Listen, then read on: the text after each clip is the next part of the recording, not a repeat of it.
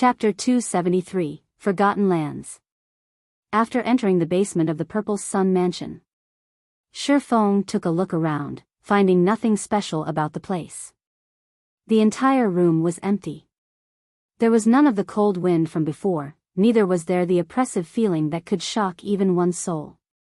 There's nothing here. Were my senses playing tricks on me? When Fire Dance discovered no monsters in the basement, she promptly put away her daggers, sheathing the weapons back into their scabbards. I don't know, but it is indeed true that there is no danger here, Shifeng said, shaking his head. As players experienced more and more battles in God's domain, their sensitivity towards danger would also gradually improve. It was especially true for an expert of God's domain. Moreover, this ability of players to perceive danger was usually not wrong. Let's take a closer look around, Shifeng said. If they could not resolve this mysterious situation whereby the mansion's inhabitants were spirited away, should something actually happen, it would be a tragedy if the incident scared away the NPCs that came to commission quests with the guild. If players were the ones to get caught up in this mystery, they would at worst die once, losing a level and some skill proficiency. However, it would be different if an NPC were to get entangled in this matter.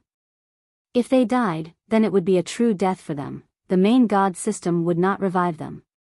Hence, it was imperative for Shifeng to resolve this mystery as soon as possible.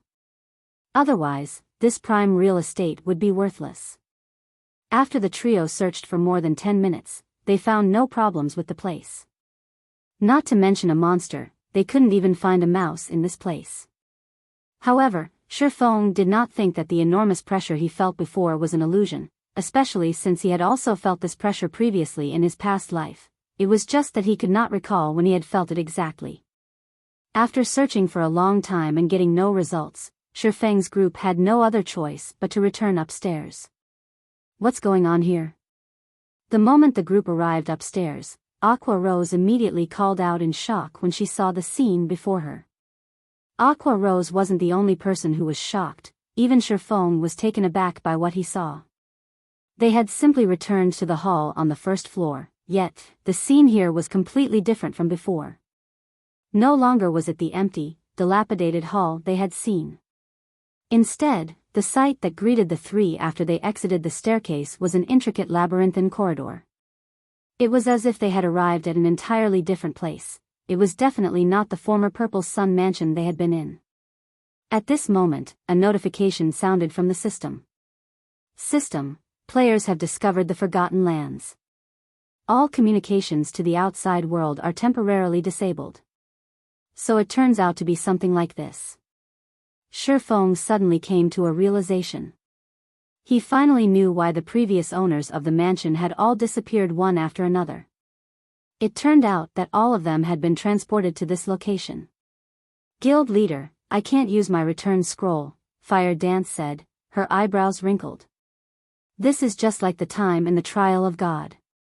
It seems that this place isn't ordinary at all.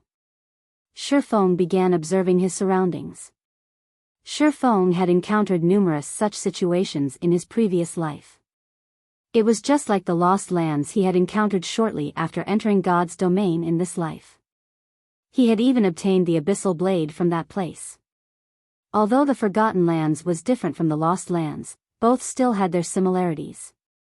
Most likely, players trapped in this place would be released after they completed a certain quest. However, unlike the time in the Lost Lands, none of them received any notifications of having triggered a quest.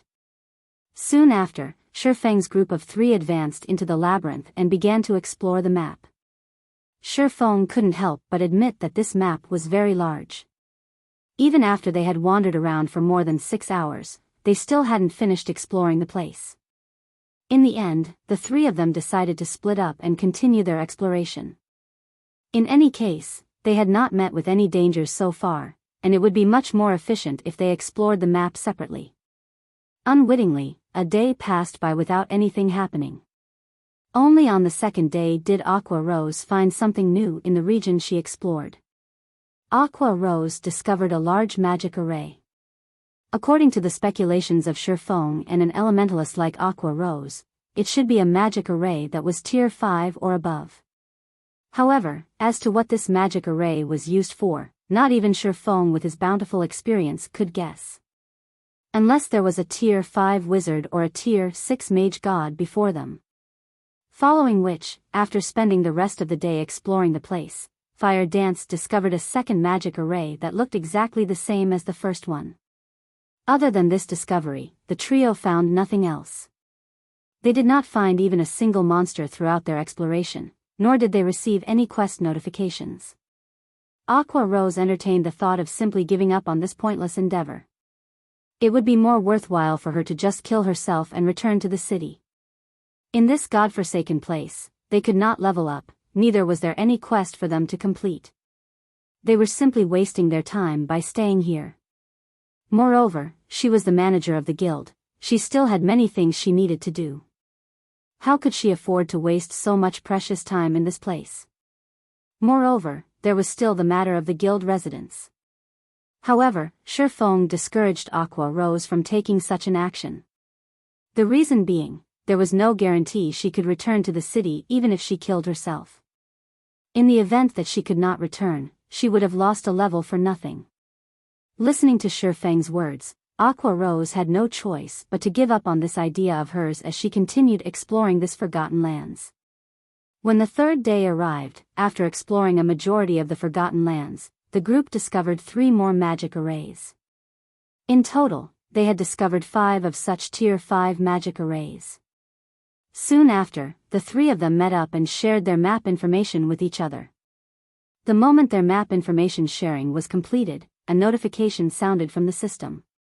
System, unique quest, miracles unsealed, activated. Quest details, remove the seal on the forgotten lands. Quest rewards, unknown. Remove the seal on the forgotten lands? The quest doesn't even tell us how to do so. What are we even supposed to do here? Fire Dance glared at the notification screen in anger. They had been exploring this place for 3 days now, yet, the only thing they got in return was this quest that provided them with no hints at all. The game was simply too despicable. It should be around here, Shi Feng said, pointing on the map. To be precise, he was pointing at an area central to the 5 magic arrays. Magic arrays require mana to operate, and normally use mana crystals as a source for mana. However, although the magic arrays were functioning properly when we discovered them, there was no sign of any mana crystals on site powering them. Moreover, these 5 magic arrays seem to be an integrated structure, so there should be a place where they draw their mana from. We've already explored the outskirts of the Forgotten Lands, and the only area we have yet to explore is the central region. There is a high possibility the power source for these magic arrays are situated in the central region. If we destroy the mana crystal there, we should be able to complete this quest. Guild leader, I never expected you to know so much about magic arrays. For a second there, I even thought you were an elementalist or a cursemancer, and not a swordsman at all, Aqua Rose said teasingly. I just studied the topic by accident. There are plenty of books on magic arrays inside the library of White River City, after all. If you manage to read all the books inside the White River City library, you will definitely be more amazing than I am, Shi Feng laughed. The library? I would like to go there, but I'll need a permit to do so. Guild leader, since you're the one who mentioned it, you have to take responsibility. Aqua Rose also knew the importance of the library. If an elementalist wished to learn more powerful spells, the best way to do so was at the library. Unfortunately, she lacked the permit to enter the library. The only choice she had now was to steadily raise her reputation in White River City. Okay, I'll get you a permit to the library after we leave this place. Shi Feng shook his head and laughed again. As a demon hunter, he could obtain a permit to the library any time he wanted. Moreover, now that he was a Viscount of White River City, as one of the true nobles of the city, he could easily obtain a handful of library emblems. Following which, the 3 of them ran towards the central region of the Forgotten Lands. 4 hours later, the trio arrived outside the central region. If they wished to enter the place, they needed to go through a very long crystalline pathway. However, there was a giant 3-headed wolf made out of blue crystals blocking the entrance of the pathway. So there is a monster here after all. Fire Dance's eyes glowed with interest when she saw this three-headed wolf. After several days of no combat, her hands were already itching for action. Chapter 274, Dark Gold Treasure Chest. The presence of a monster doesn't necessarily mean it's a good thing, Shifeng said, a bitter smile on his face as he looked at the three-headed wolf guarding the entrance of the crystal pathway. Crystal Warwolf, Lord Rank. Level 25. HP 300,000/300,000. Compared to a dungeon boss, a field boss of the same rank was much more powerful. Moreover, in order to counter Zerg tactics, God's domain had set it so that field bosses would have their combat power and HP increased in proportion to the number of players participating in the battle. Generally, the optimum number of players required to raid a Lord-ranked field boss was around 10 to 20, unless of course it was a special boss. However, judging from the appearance of the Crystal Warwolf before them, Shifeng felt that it should not be a special boss. In other words, at least 10 players were needed to raid this boss. To make matters worse, the Crystal Warwolf was a level 25 monster, while nobody in Shifeng's group had even reached level 20. The resulting level suppression would be dire. Of those present, aside from Shifeng, who had the Abyssal Blade, which allowed him to fully ignore this level suppression, only Aqua Rose possessed a piece of equipment with the Ignore levels attribute. Even so, her equipment only allowed her to ignore up to 3 levels. Aqua Rose herself was only at level 17 right now, and a level suppression of 5 levels would not be easy for her to deal with. As for Fire Dance, there was nothing to say. Of course, every cloud had a silver lining. Since the boss guarding the crystal pathway was very strong, it meant that the things beyond the pathway was equally important. Moreover, Shifeng also discovered a treasure chest sitting beside the pathway. This treasure chest was a dark gold treasure chest, and Shifeng's heart burned with a fiery passion as he looked at it. The loot he could get from this dark gold treasure chest would be much better than the loot from the boss before him. We won't be able to defeat a level 20 lord with just the 3 of us alone. We'll need to call for reinforcements. Aqua Rose's eyes glowed with excitement when she looked at the Crystal Warwolf before her. It was extremely difficult for players to meet with a field boss. They would definitely make a huge profit after killing it. Not to mention, there was also the treasure chest the Crystal Warwolf was guarding. Following which, Aqua Rose temporarily logged off the game to contact Blackie, who was at the Zero Wing workshop, telling him to bring the main force of Zero Wing to the Purple Sun Mansion and enter the staircase to the basement, in order to meet up with them at the Forgotten Lands. Meanwhile, Shifeng ceaselessly observed the Crystal Warwolf and the surrounding terrain, trying to think of a strategy to raid the boss. 10 minutes later, Aqua Rose logged back into the game. How did it go? When will they be arriving? Shifeng asked. They're already at the Purple Sun Mansion. However, no matter what they tried, they can't seem to find the entrance to this map, Aqua Rose said, slight disappointment showing on her face. If so, the appearance of the entrance should be random, Shifeng said, lapsing into silent contemplation. After a while, he shifted his sights to the Crystal Warwolf and added, it seems we can only depend on ourselves to defeat this boss. Hearing Shifeng's conclusion, both Aqua Rose and Fire Dance immediately thought that Shifeng had gone insane. He was actually suggesting they deal with this Crystal Warwolf before them. They had neither an MT nor a healer in the party right now. With just 3 damage dealers, how were they supposed to deal with a level 25 Lord-ranked boss that had a height of over 10 meters? Although both girls knew of Shifeng's unrivaled strength, a Lord-ranked boss was still not something that could be defeated with just 3 players. We are only giving it a try. In any case, we can't just stay stuck in this place forever, right? Moreover, even if we do die, it is a good chance to check whether or not we can actually leave this place after dying. We'll be killing 2 birds with 1 stone, Shifeng joked. Guild leader, you decide what we should do, then, Fire Dance said with high spirits. Aqua Rose sighed helplessly. Alright, then. I'll join in as well. We can't just fight this Crystal Warwolf head-on, the only choice we have is to kite it. I'll act as bait. Aqua Rose, you'll be the main damage dealer. Fire Dance, you'll be responsible for restricting its movements as much as possible. After some consideration, Shifeng settled on this strategy. Although he could no longer equip the Heavenly Dragon's Breath, his agility was still over 200 points. Moreover, his equipment also provided additional movement speed. His movement speed was definitely faster than a level 25 lord. Combining those with his keen reactions, out of the 3 players in the party, he was definitely the most suited to be the bait. Following which, Shifeng gave Fire Dance plenty of basic frost grenades and intermediate frost grenades, letting her use them as she saw fit. Fire Dance never thought Shifeng would possess such good items. With the frost grenades, Shifeng would have a much higher chance of success at kiting the boss. After the 3 of them were in position, Shifeng retrieved the blazing meteor from his waist. Standing at a distance of 40 yards from the crystal werewolf, Shifeng aimed the throwing weapon at the boss and threw it. Shio! The blazing meteor streaked through the air and pierced the crystal werewolf's eye, causing -651 damage to it.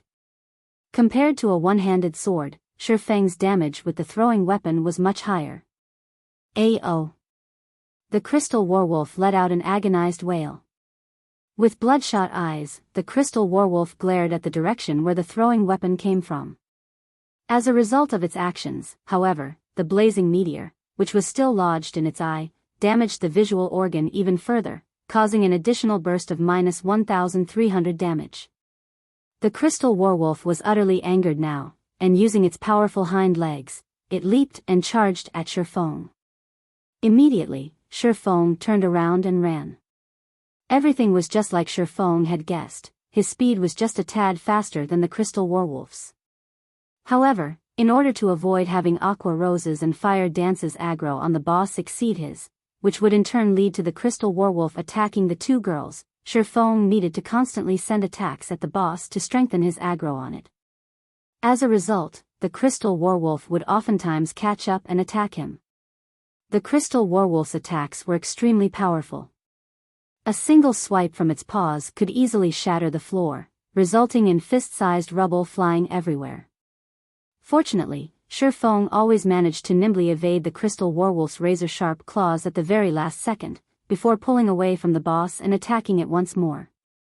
Shifeng's attacks were only meant as a provocation. Aqua Rose was the true damage dealer this time around.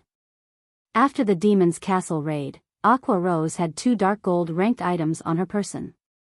Of the 2, one was even a dark gold ranked staff of the finest quality. Aqua Rose's damage right now was already considerably high. If not for Blackie outshining her with the epic ranked Mavis's Guard, Aqua Rose would definitely have the highest single output damage in the guild. As Shifeng ran around the perimeter with the crystal werewolf chasing after him, Aqua Rose stood in the center and blasted frost arrows and frost spears on the crystal werewolf's body. Not only could these spells reduce movement speed, each of these spells also dealt over -500 damage to the boss. If not due to the level suppression of 5 levels, her spells would definitely deal over -800 damage. Fortunately, unlike Shifeng who could only attack intermittently, Aqua Rose could attack continuously and deal a constant stream of damage to the boss. On the other side, Fire Dance kept inflicting the bleeding debuff and using poisons that reduced movement speed on the boss. With the 2 movement speed reduction effects stacked together, the crystal werewolf slowed down significantly. Also, whenever the crystal werewolf got too close to Shifeng, Fire Dance would immediately throw a frost grenade at the boss, freezing it.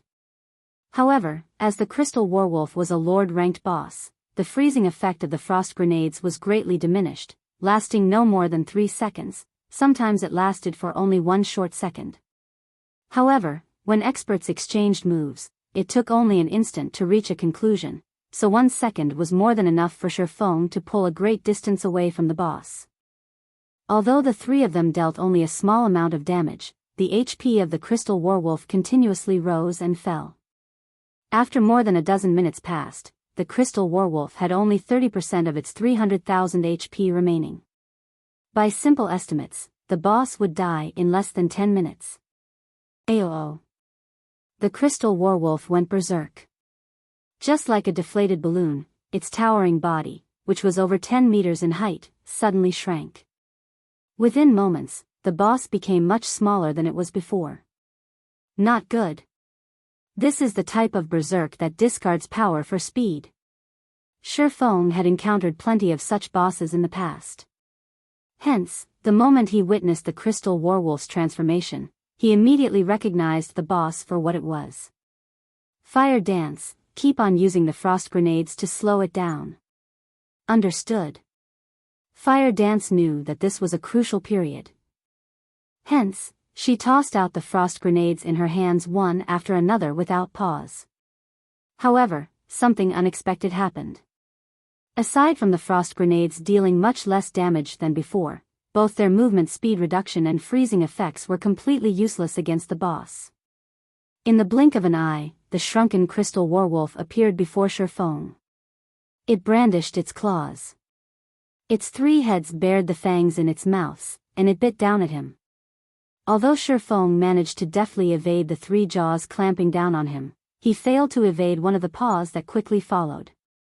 Suddenly, Shifeng's entire person was sent flying for more than 10 yards, and a frightening damage of more than -2,100 appeared above his head.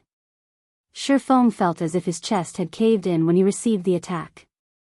Shifeng's HP instantly fell to a dangerous level, his previously green HP bar turning into a bright red.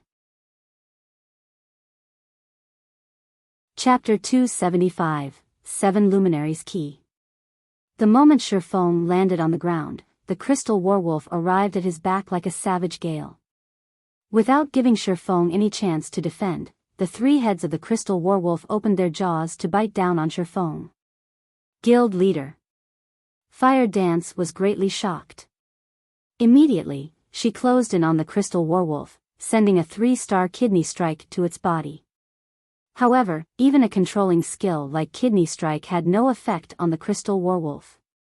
Just as the fangs of the crystal werewolf were about to close on Shifeng's head, Shifeng managed to cross his swords and execute parry in the nick of time.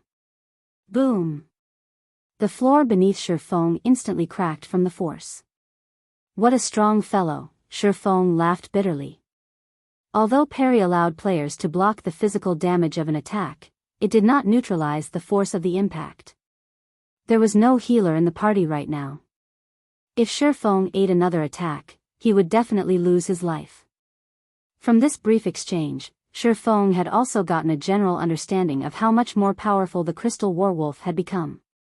In Shifeng's estimation, although the crystal werewolf had not received much of an increase in terms of strength, its current speed was at least 30% faster than before it went berserk. At this moment, only by equipping the Heavenly Dragon's Breath could Shifeng have a chance at grasping victory. Otherwise, he would only receive unilateral abuse from the boss. Unfortunately, although reaching 200 points in agility was a simple task, it was not easy for a swordsman like Shifeng to attain 120 points in intelligence. Moreover, very few plate armor equipment meant for swordsmen had the intelligence attribute on it. Those that did would be considered garbage equipment. Seeing that its attack had failed to kill its prey, the crystal werewolf immediately rotated its body, its diamond-like tail whipping at Shifeng as it did so. As parry was still on cooldown, Shifeng had no choice but to activate one of his life-saving skills, Defensive Blade. Defensive Blade was currently at level 4, and it protected Shifeng from 9 ranged attacks or 4 melee attacks. Defensive Blade was a skill that provided complete immunity to any attack, be it damage or the resulting impact. It was one of the must-have basic combat skills for swordsmen. As for why Shifeng had chosen to use parry first instead of Defensive Blade, it was for the sole purpose of determining the combat power of the berserk crystal werewolf. Only by experiencing the force of the impact could Shifeng make the best judgment. Meanwhile, the conclusion Shifeng arrived at was to face the crystal werewolf head-on. If he tried to escape, he would only die faster. Following which, he raised the abyssal blade up in the air. Green electric arcs surrounded the body of the sword as it moved to meet with the snowy, sharp claws of the crystal werewolf. Thundering flash. The green electric arcs pierced the crystal werewolf's body, causing -572, -1623, and minus 1,204 damage to it. Although only one out of the 3 arcs achieved a critical hit, the attack also managed to trigger the curse of the Abyssal Blade, inflicting the Doom Curse on the Crystal Werewolf. Immediately, all of the Crystal Werewolf's attributes were reduced by 20%. Suddenly, the Berserk Crystal Werewolf that had had its agility increased by 30% was weakened greatly. However, Shifeng was still not done with his attacks. He activated Phantom Kill right away, his doppelganger appearing beside the Crystal Werewolf. Shortly after, Shifeng's doppelganger started sending a barrage of attacks at the Crystal Werewolf as well. Although the doppelganger only had 50% of Shifeng's attributes, it had fully inherited the skill Shifeng had learned. Yet, despite having greatly reduced the Crystal Werewolf's speed, Shifeng still did not have an easy time evading its attacks. Having no other choice, Shifeng activated Gravity Liberation. Shifeng's body instantly became as light as a feather, and like a spirited monkey, he dodged the originally unavoidable attack. Wind Blade. Immediately, Shifeng's attack speed increased even further. Double Chop. Earth Splitter. Thunder Flame Explosion. Skills blasted on the Crystal Werewolf one after another, each dealing over minus 1,000 damage. Although the Crystal Werewolf's attacks became stronger and its speed much faster after going berserk, these improvements came at the price of its defense being weakened. Combined with the 20% damage amplification effect of Thundering Flash, the damage the Crystal Werewolf received became a lot higher than before. Fire Dance's and Aqua Rose's attacks also landed at this point, so the Crystal Werewolf's HP fell sharply. By the time the 30-second duration of Gravity Liberation was almost over, the Crystal Werewolf only had 10% of its HP remaining. Just as the effect of Gravity Liberation was about to end, Shifeng executed 9 Dragon's Slash. 9 phantoms of the Abyssal Blade appeared behind Shifeng, and all of them shot towards the Crystal Werewolf. Meanwhile, just as an attack from the Crystal Werewolf was about to land on Shifeng swapped positions with his doppelganger. Upon being relocated, the doppelganger immediately used parry and defensive blade to repel the Crystal Werewolf's attacks. Each phantom of the Abyssal Blade had high attack power, and each of them could deal over minus 150 damage every time they struck at the Crystal Werewolf. In total, the 9 phantoms dealt over minus 1,300 damage to the Crystal Werewolf every second. Meanwhile, there were 28 seconds before the effect of 9 Dragon's Slash ended.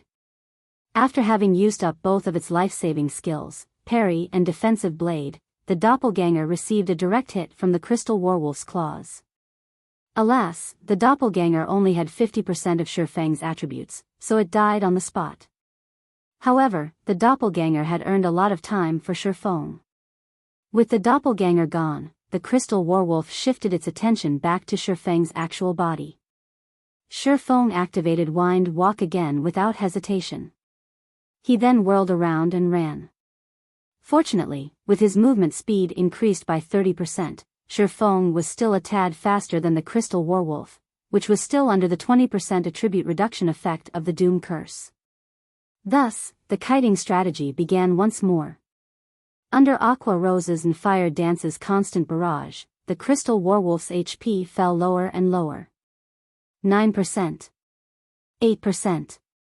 7%.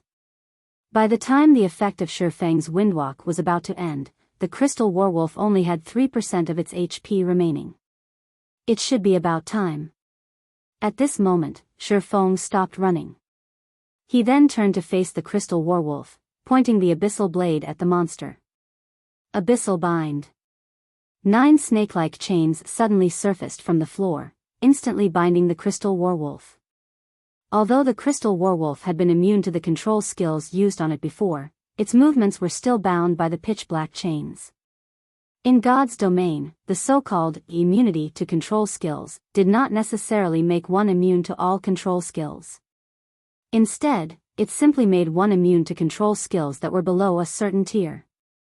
Skills such as Frost Arrow, Ice Sphere, and Kidney Strike were all considered basic skills. In other words, they were Tier 0 skills. As these skills were of the lowest tier, the Crystal Werewolf was completely immune to their effects. As a level 25 lord, the Crystal Warwolf was immune to any control skills that was below Tier 2. However, Tier 2 or Tier 3 control skills could still restrain it. Although Shifeng did not know which tier the Abyssal Bind belonged to, it was a skill attached to a magic weapon. In Shifeng's estimation, it should be at least Tier 3 or above, meaning that it would be effective against all bosses that could possibly appear at this stage of the game. With the Crystal Warwolf completely restrained, Shifeng took a step forward as he activated his ultimate skill, Flame Burst, which could only be used around once every 4 minutes. Shifeng's 2 swords were just like miniature suns with the activation of Flame Burst. In the blink of an eye, Shifeng slashed the Crystal Warwolf's body 6 times with his swords. -2,238, -4,452, -2,198, -2,212, -4,408, -2,216. The 6 attacks dealt a total of more than -17,000 damage, instantly wiping away the Crystal Warwolf's remaining 3% HP. System: Level 25 Crystal Warwolf killed. Level difference of 7. EXP obtained increased by 700%. Obtained 485,630 EXP. The experience bars of all 3 of them instantly increased by a large chunk. Aqua Rose even advanced to level 18. As for Shifeng, he had only recently reached level 18, so he was still at level 18 even after killing the Crystal Warwolf. If he could kill several more of such Lord rank bosses, he would definitely level up very quickly. I never thought a Lord ranked boss could be killed in such a way as well. This battle was an eye-opener for Aqua Rose. In truth, however, if not for Shifeng being capable of holding a stable aggro on the Crystal Warwolf, in addition to consistently evading its multitude of attacks, they definitely could not have killed it. Guild leader, quickly check the loot.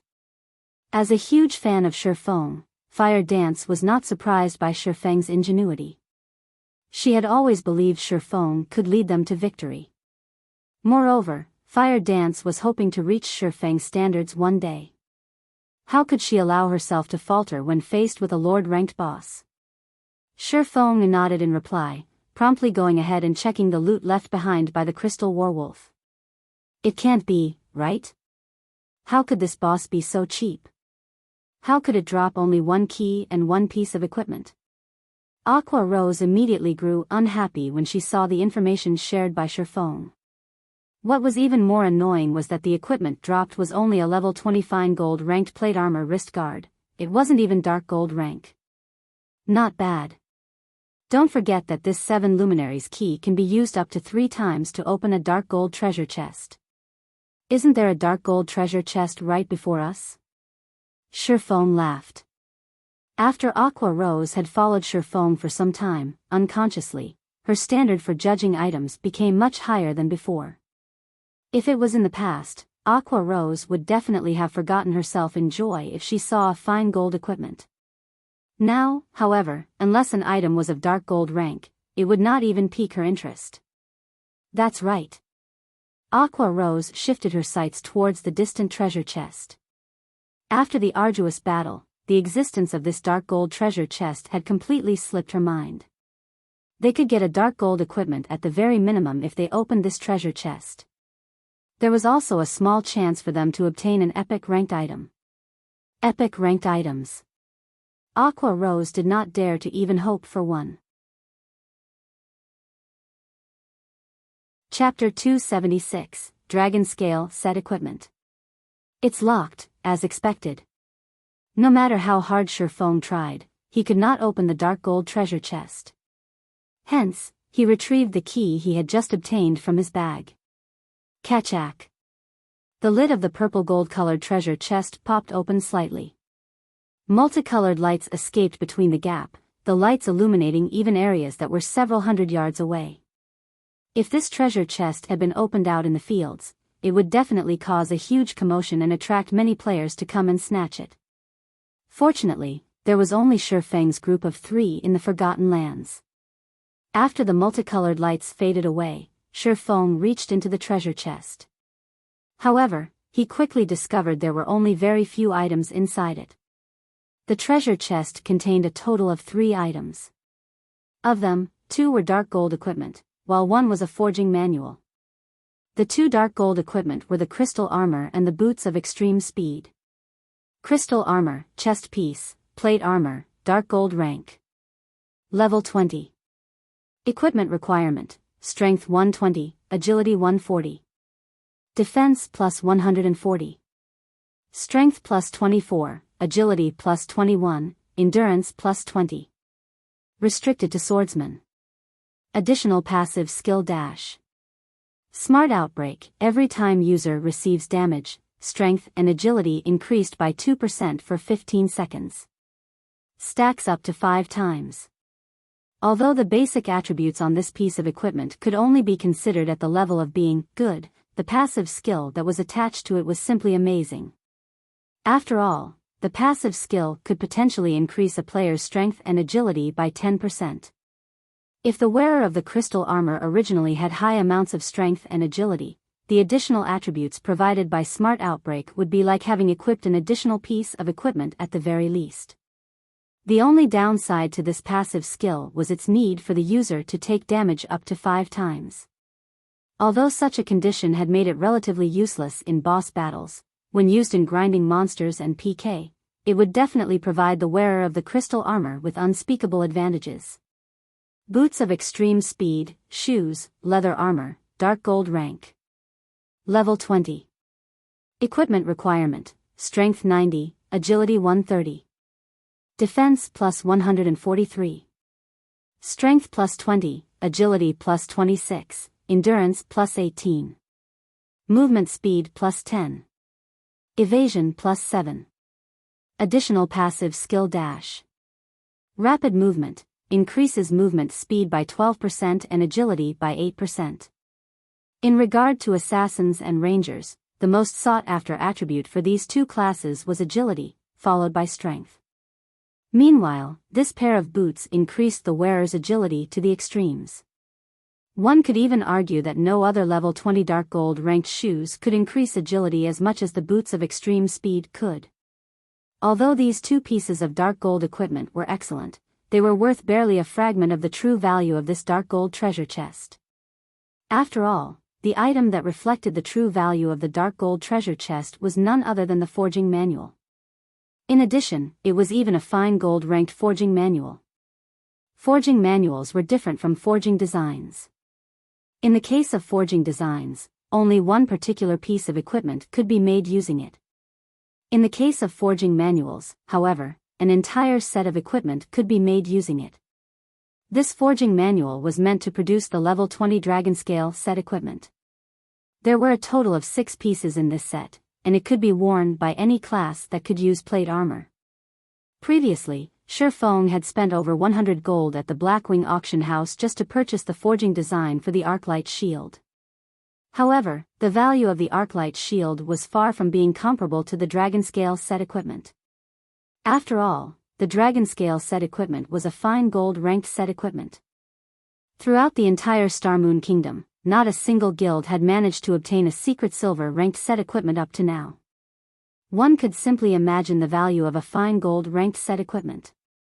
If Shifeng could forge a few sets of the Dragonscale set equipment and give them to the plate armor classes in the guild's main force, when these players walked on the streets wearing the Dragonscale set equipment, one could simply imagine the shock on the other players' faces when they see the set equipment.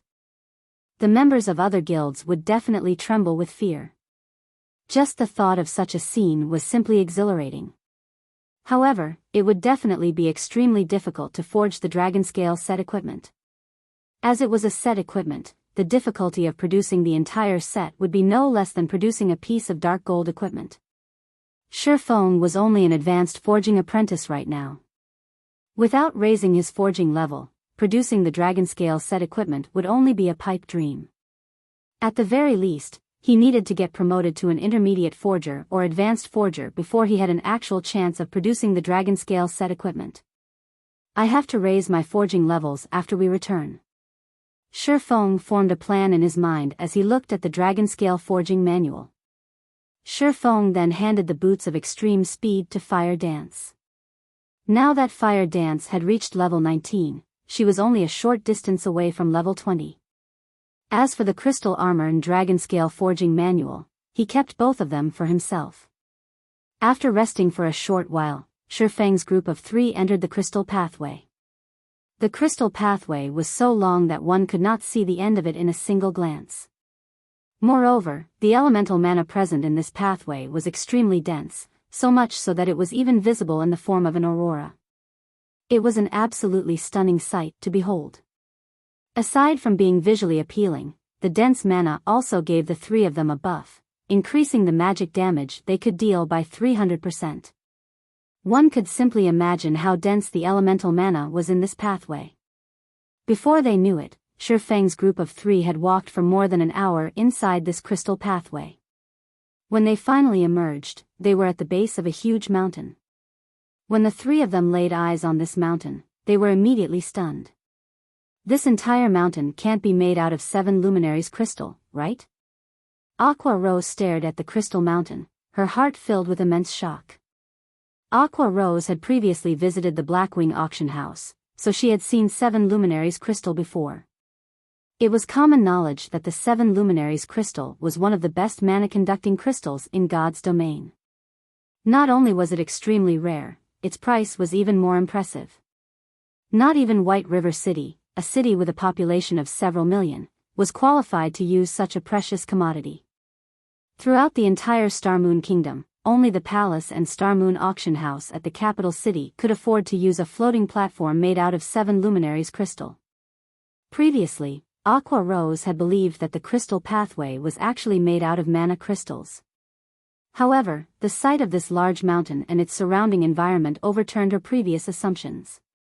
The reason being, it was simply impossible for mere mana crystals to fill their surroundings with such dense elemental mana, resulting in even the formation of 7 colored mana clouds. It should be. Shifeng nodded blankly. Shifeng's mind grew heated at the thought of having so much 7 Luminaries crystal. On the market, a 7 Luminaries crystal the size of a small residential house could be used to purchase a large town with a population of 50,000, with plenty to spare. Meanwhile, the 7 Luminaries crystal before him was in the form of a mountain, and in terms of size, this mountain could rival even White River City. A city made entirely of 7 Luminaries crystal, just what sort of concept was this? Even if the entire Starmoon Kingdom was sold, it would not be enough to purchase so much 7 Luminaries crystals. Unfortunately, none of these crystals could be taken away. It was not even possible to pick some to take back. If they wished to mine these 7 Luminaries crystals, at the very least, they needed to reach master level in mining. Shifeng was only at basic apprentice level in mining right now, and not even in his dreams could he mine these 7 Luminaries crystals. 7 Luminaries crystal was even more valuable than gold. Yet, even though so much 7 Luminaries crystals were sitting right before him, he could do nothing but look at it. Shifeng's heart simply bled at this thought. However, this couldn't be helped. Who would have ever thought there would be so much 7 Luminaries crystals at this place? Shifeng shook his head, banishing his thoughts. He then moved his sights towards a flight of stairs a short distance away that led to the peak of the mountain, saying, "Let's go up and take a look. We might discover how to unseal this place up there." Fire Dance did not know the true value of 7 Luminaries crystal, hence she barely reacted to it. She had simply been mesmerized by the beauty of this mountain. Aqua Rose, on the other hand, knew full well the value of this mountain. If Fire Dance had not given her a shove, rousing her from her stupor, Aqua Rose would definitely still be immersed in her shock. After all, this entire mountain was a mountain of money. If she could nick even a tiny piece of this mountain, the coins converted from it would be enough to sustain even a first-rate guild for a long time. As the trio traversed the stairs up the mountain, Shifeng suddenly felt an oppressive pressure bearing down on him. Moreover, this pressure was exactly the same as what he had felt at the Purple Sun Mansion, only a lot more powerful. The pressure only grew stronger and stronger as they climbed further up the mountain. By the time Shifeng arrived at the mountaintop, he was already drenched in sweat.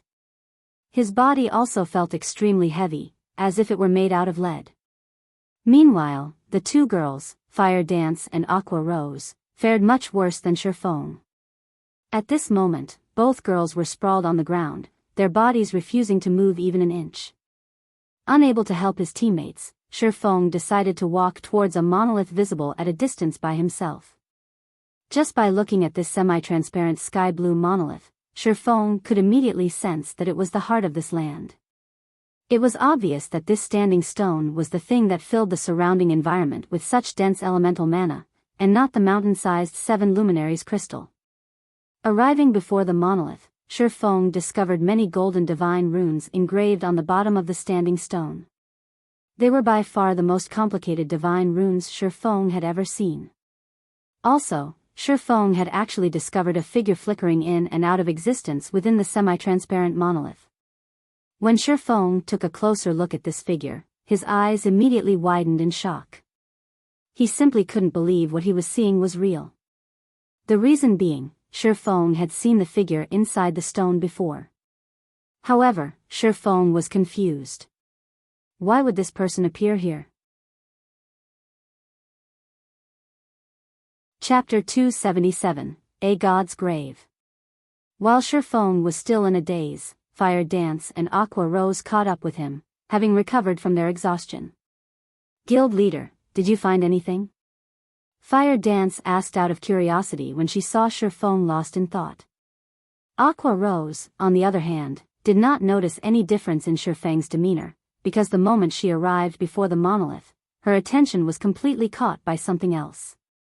As an elementalist, she was much more sensitive to magic power than players of other classes. The frightening magic power radiating from the monolith was definitely the purest form of magic power Aqua Rose had ever felt, as if it was the master of all elemental mana. When Aqua Rose noticed the figure inside the monolith, she, too, froze on the spot. How is it possible? Aqua Rose could not believe what she saw. She rubbed her eyes, thinking they were playing tricks on her. Aqua Rose's reaction baffled Fire Dance. What has gotten into the two of you? Fire Dance looked at Aqua Rose, then at Shifeng, confused by their reactions. You'll understand after taking a look inside the monolith, Shifeng said slowly, pointing towards the figure in the monolith. Fire Dance then transferred her gaze to the monolith. How could she be here? Fire Dance asked in shock. Fire Dance knew the figure in the monolith.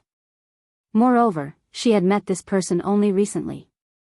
This person was none other than Charlene, the divine official who faced off against the 2 fallen angels back at the demon's castle. To be precise, the woman within the monolith looked exactly the same as Charlene. Even the saintly aura she emitted was similar to Charlene's. If Fire Dance had to point to a difference between the 2 women, then it would be the pressure this woman gave off. This was no longer an oppression due to strength. Instead, this pressure was the instinctive reverence for a primordial life form, just like the reverence mortals had towards gods. Could she possibly be a god? Fire Dance suddenly had this thought when she looked at the woman who looked like Charlene. Shifeng's thoughts were running along similar lines to Fire Dance's. However, Shifeng could say with certainty that the woman inside the monolith was definitely a tier 6 god, because in the past he had personally experienced this overbearing pressure, which could only be exuded by a god. If the woman in the monolith was simply a tier 6 god, Shifeng would not have found the matter too shocking. After all, during his decade of playing God's Domain, he had personally met with plenty of tier 6 players and NPCs. The thing that truly startled him was the fact that the woman before him looked identical to Charlene. Back at the Purple Sun Mansion, he had already experienced this kind of pressure. He had simply forgotten where he had felt it before. Now he knew why that pressure felt so familiar. After all, he had felt a similar pressure from Charlene. Only, the pressure Charlene gave off was not as powerful as the one he felt at the Purple Sun Mansion, hence he failed to recognize it. Not only did the 2 women look exactly the same, even the pressure they emitted felt similar. The only real difference between the 2 were their actual strengths. If Shifeng was told that the woman before him was Charlene, he would definitely not believe it. After all, Charlene was only a tier 3 divine official. She was still miles away from becoming a tier 6 god. Yet, if he was told that Charlene had no connection to this woman before him, then he likewise would not believe it. Although the woman inside the monolith was clearly no longer alive, at the end of the day, she was still a god. As long as her body did not receive any intentional damage, it would not undergo any decay. As of now, Shi Feng finally realized that the Forgotten Lands was merely the grave of a god. However, he was still curious about who had actually created this masterpiece. This great personage had actually made such a complex magic array that utilized a god's body as its power source.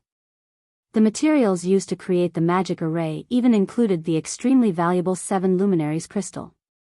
Just what kind of thing was this great personage trying to seal? Even if it was for the purpose of sealing a god, there should not be a need for so much resources. It seems there is a deep connection between Charlene and this place. Shi Feng had long since felt that Charlene's origins were not simple. The fact that she was a Tier 3 NPC was already amazing in and of itself. Charlene was also capable of handing out an epic quest to Shi Feng. Now, there was even a god that looked exactly the same as Charlene. Even Shi Feng could not fathom Charlene's true identity. Unless he went and asked Charlene herself.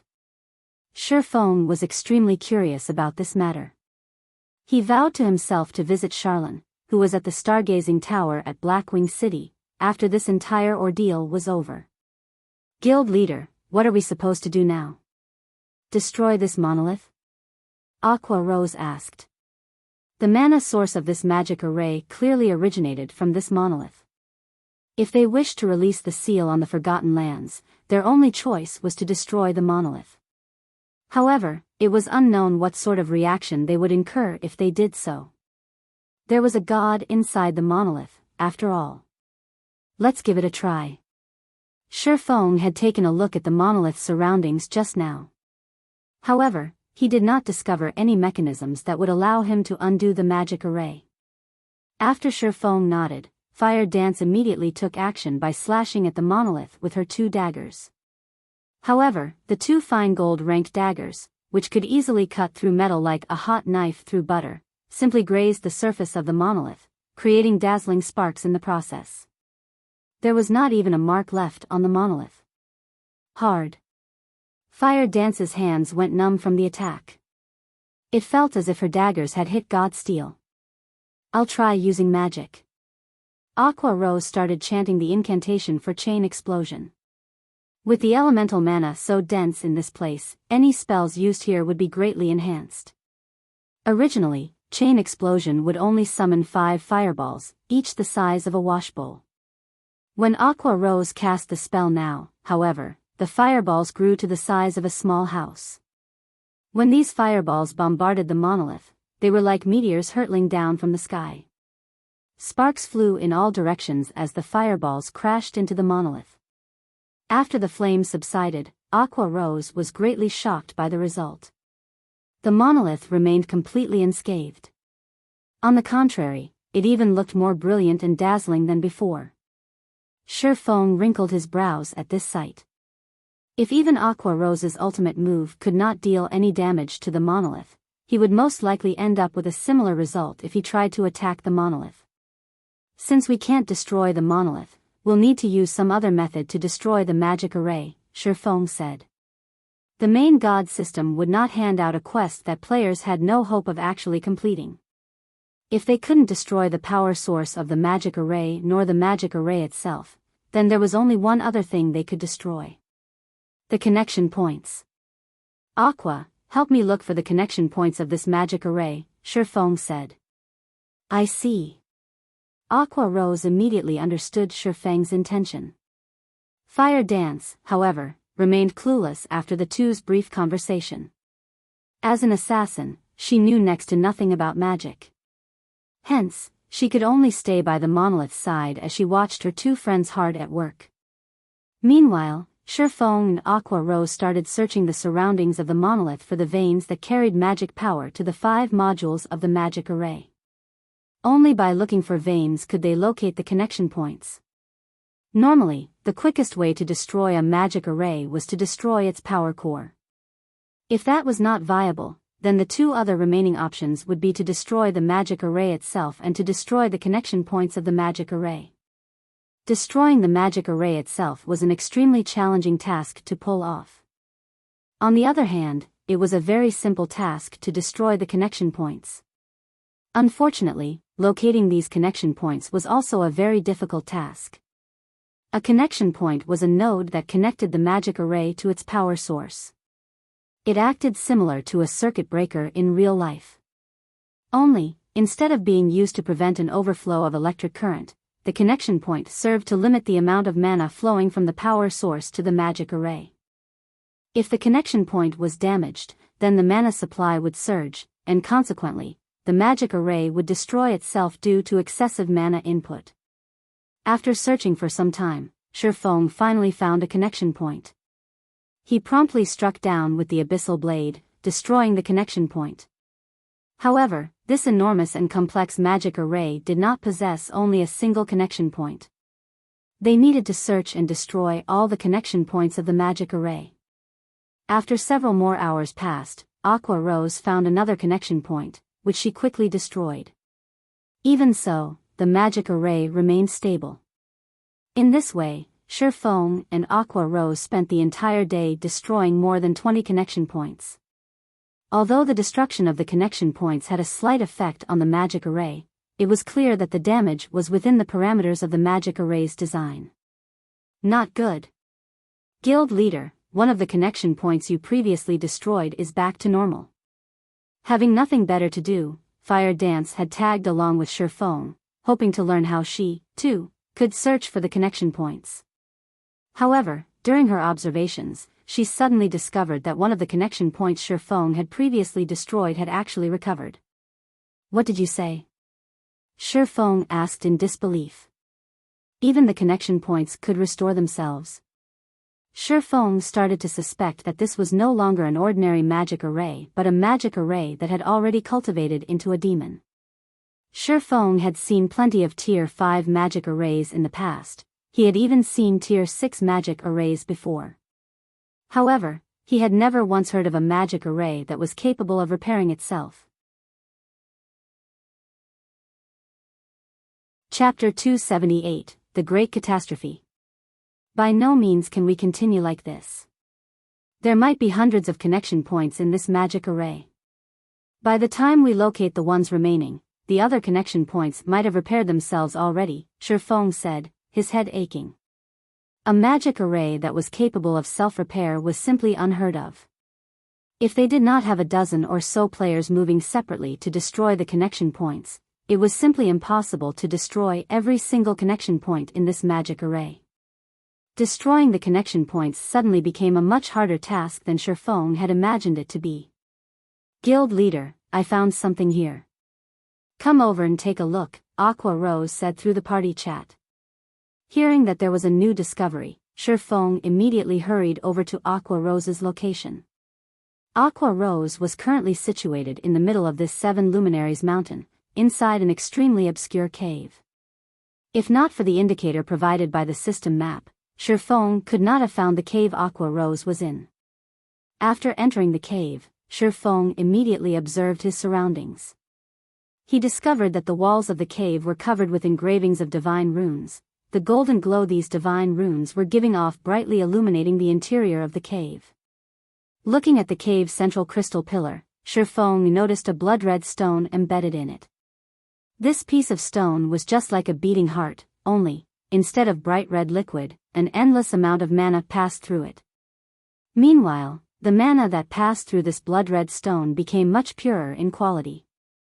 Aqua, how did you manage to find this place? Shifeng asked, astonished by this scene before him. I just happened to discover a particularly thick mana vein and followed it here. Aqua Rose beamed a proud smile at Shifeng. If they demolished this place, then the magic array would definitely be finished. Guild leader, I'll start destroying this place, alright? Aqua Rose could wait no longer. She had been trapped in this godforsaken place for so many days now. During this period of time, she had no option but to keep contact with her subordinates through the phone in order to make arrangements for the daily affairs of the guild. She had also instructed them to prepare for the establishment of their guild residence. Currently, most of the average players in White River City were already around level 14 to level 15, while the elite players of the various guilds were already at level 17. The intensity of the competition for the three great dungeons had also reached its peak by now. Out of all the guilds in White River City, Ouroboros shone the brightest. They had already managed to take down the second boss of the hard mode Land of Death, and they were currently in the midst of challenging the third boss of the dungeon. Meanwhile, Dark Star, which ranked after Ouroboros, was still attempting to raid the second boss. As for the other guilds, they had also passed through normal mode, and were currently preparing to raid hard mode. Furthermore, as players started raiding the hard mode bosses of the three great dungeons, they soon discovered the astonishing benefits they could obtain. Aside from dropping level 15 secret silver ranked set equipment, the bosses also dropped plenty of recipes and designs. Players could also obtain the guild task order that could not be obtained from 20-man team dungeons or lower. These guild task orders could be used to accelerate the promotion of a guild. Otherwise, it would take ages for guilds to get promoted if they simply relied on the meager guild reputation their members obtained by completing daily quests. Yet, as one of the top 6 guilds in White River City, Zero Wing had actually remained inactive all this time. Not only had it accomplished nothing during this period of time, it did not even set foot in any of the three great dungeons. It had simply focused its attention on raiding level 15, 10, and 20-man dungeons, and its decision to do so had greatly confused the masses. Even though Zero Wing clearly had the strength to challenge the three great dungeons, it had chosen not to take action instead.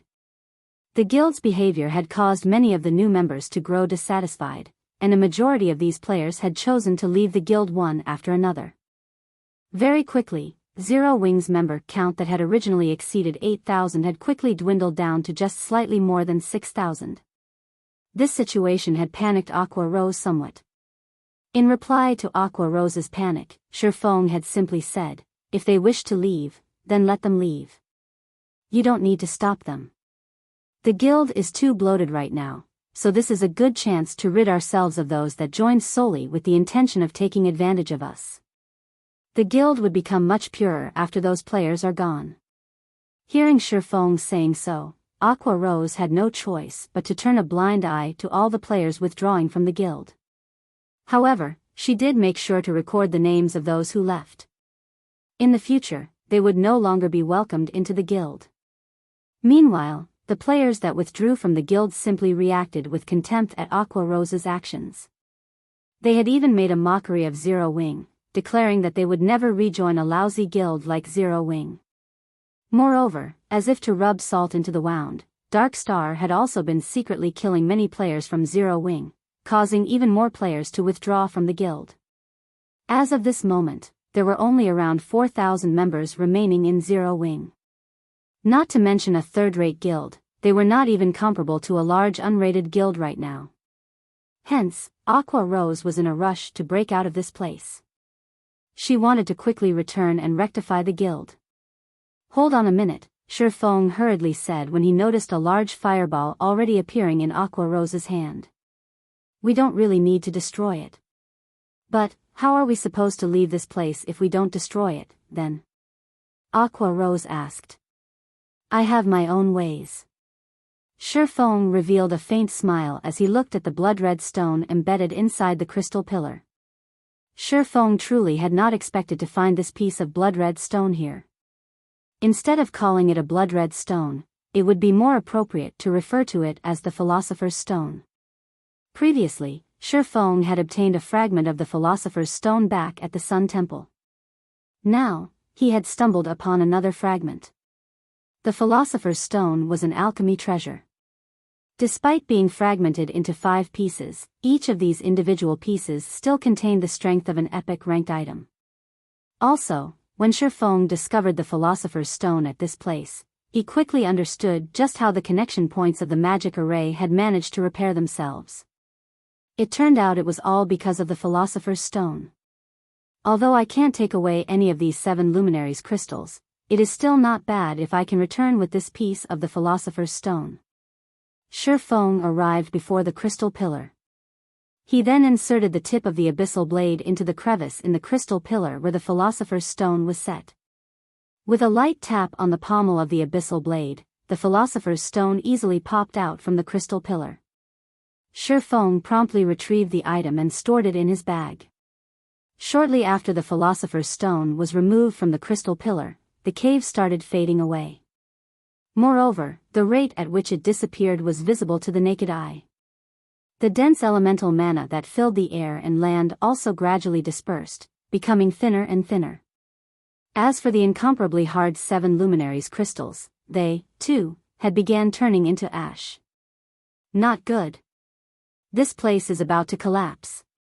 We need to leave immediately. Shifeng shouted through the party chat as soon as he noticed this change. Shifeng's group of 3 rushed down the 7 Luminaries mountain, and before long the entire mountain started imploding. The magic array that sealed the Forgotten Lands also lost its effectiveness.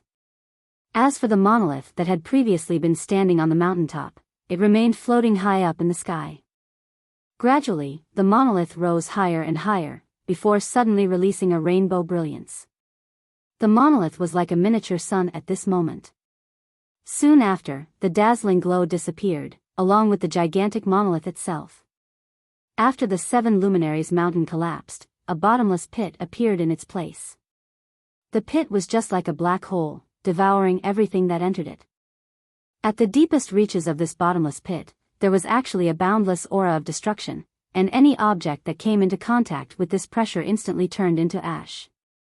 Surprisingly, Shifeng felt signs of life at the very bottom of this immeasurably deep pit, and his entire body instinctively shuddered at this discovery.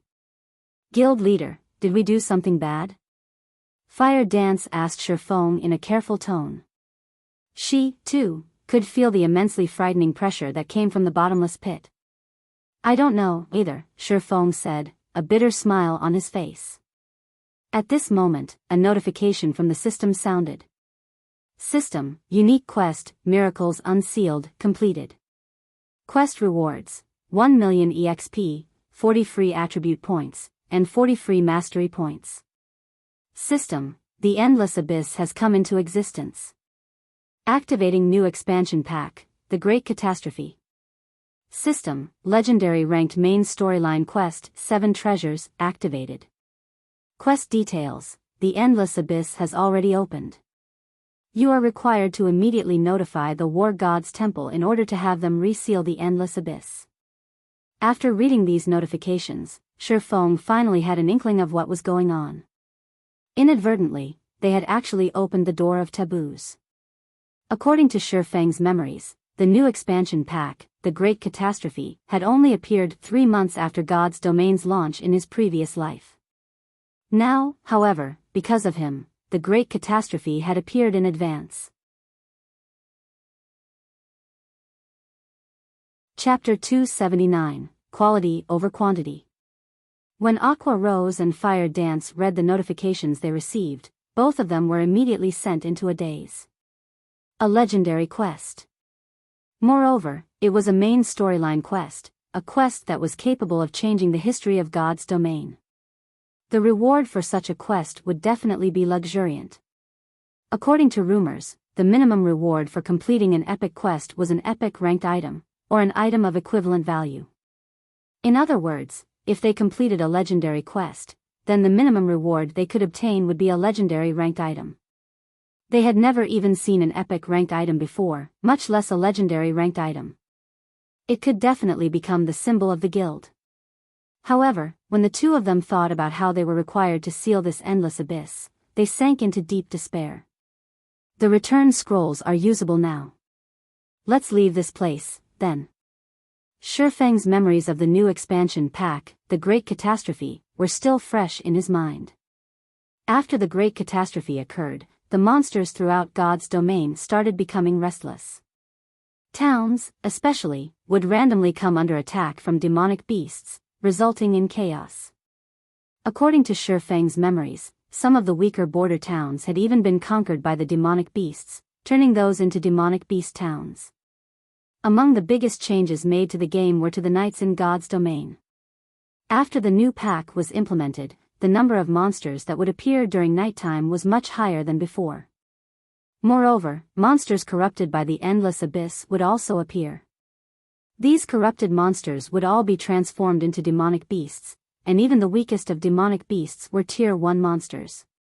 Which was to say, if players had still not received their promotion into a Tier 1 class, it would be tremendously difficult for them to fight against these monsters.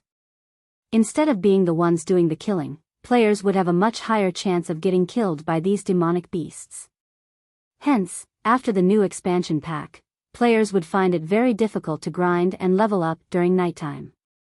In contrast to the shock Aqua Rose and Fire Dance felt, the revelation of the new pack caused a sensation throughout the entire Starmoon Kingdom.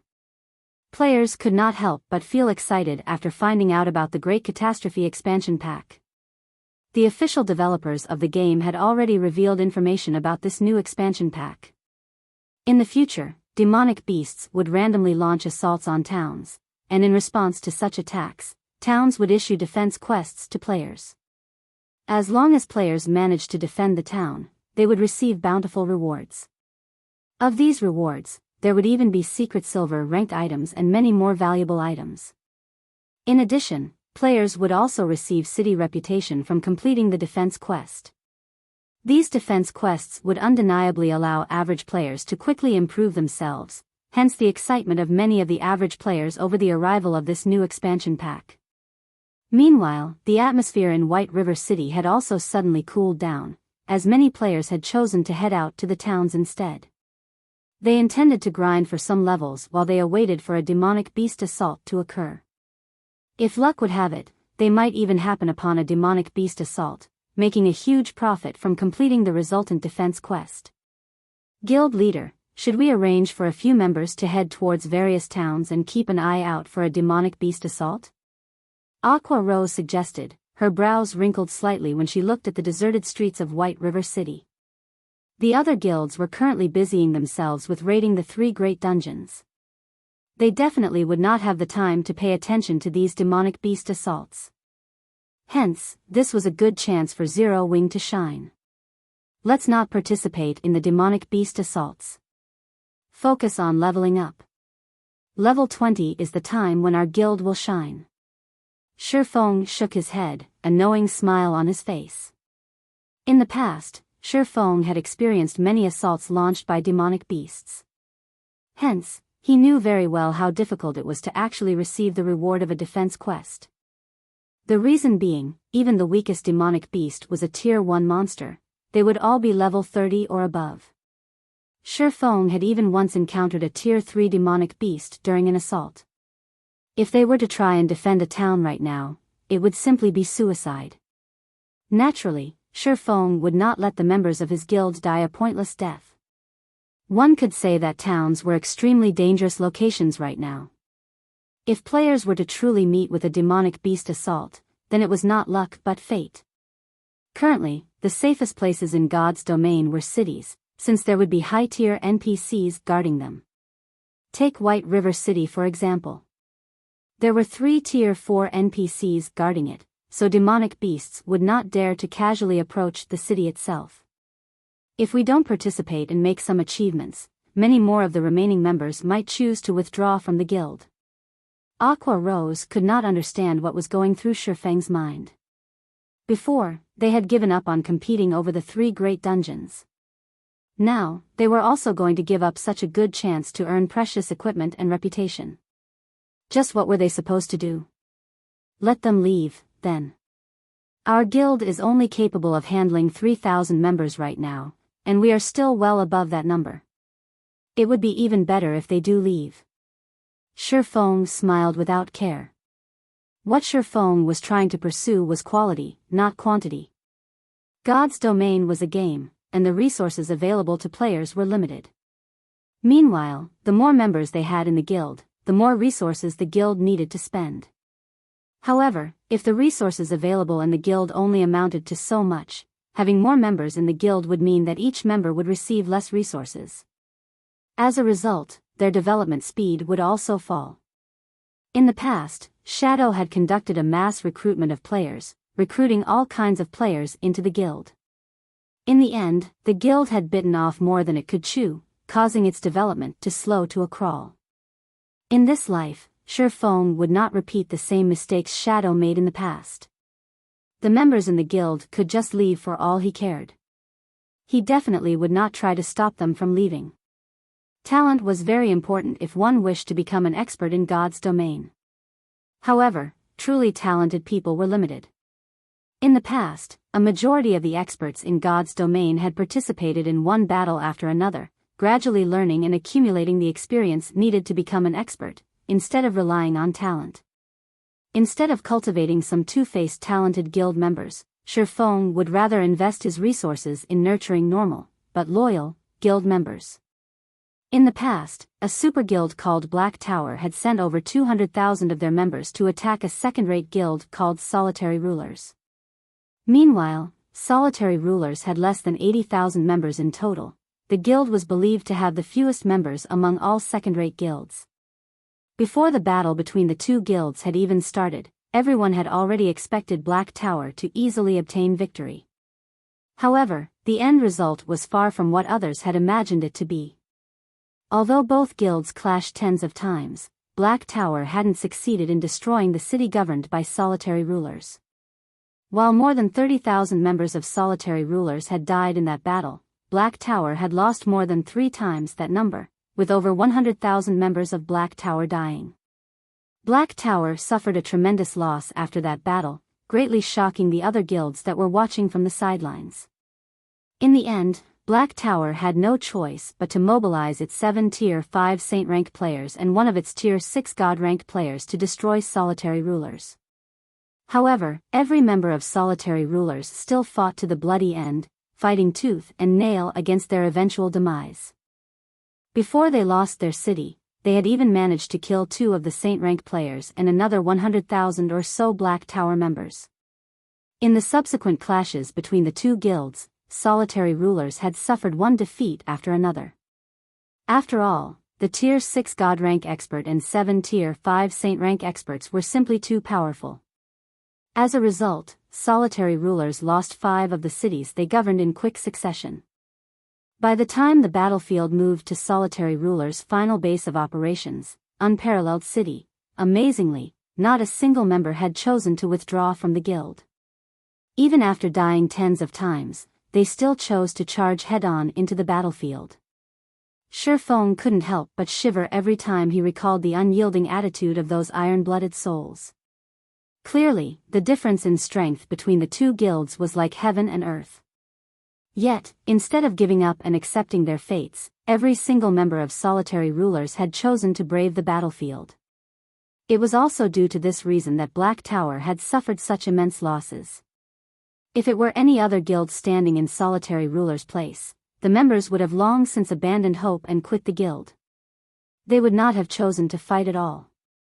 While Black Tower was in the midst of conquering Solitary Rulers' final city, however, another super guild had attempted to take advantage of the situation and laid siege to Black Tower's cities. As a result, Black Tower had no choice but to give up their plan of completely annihilating Solitary Rulers. Meanwhile, Solitary Rulers had instantly risen to fame after this conflict, becoming the role model of all second-rate and third-rate guilds.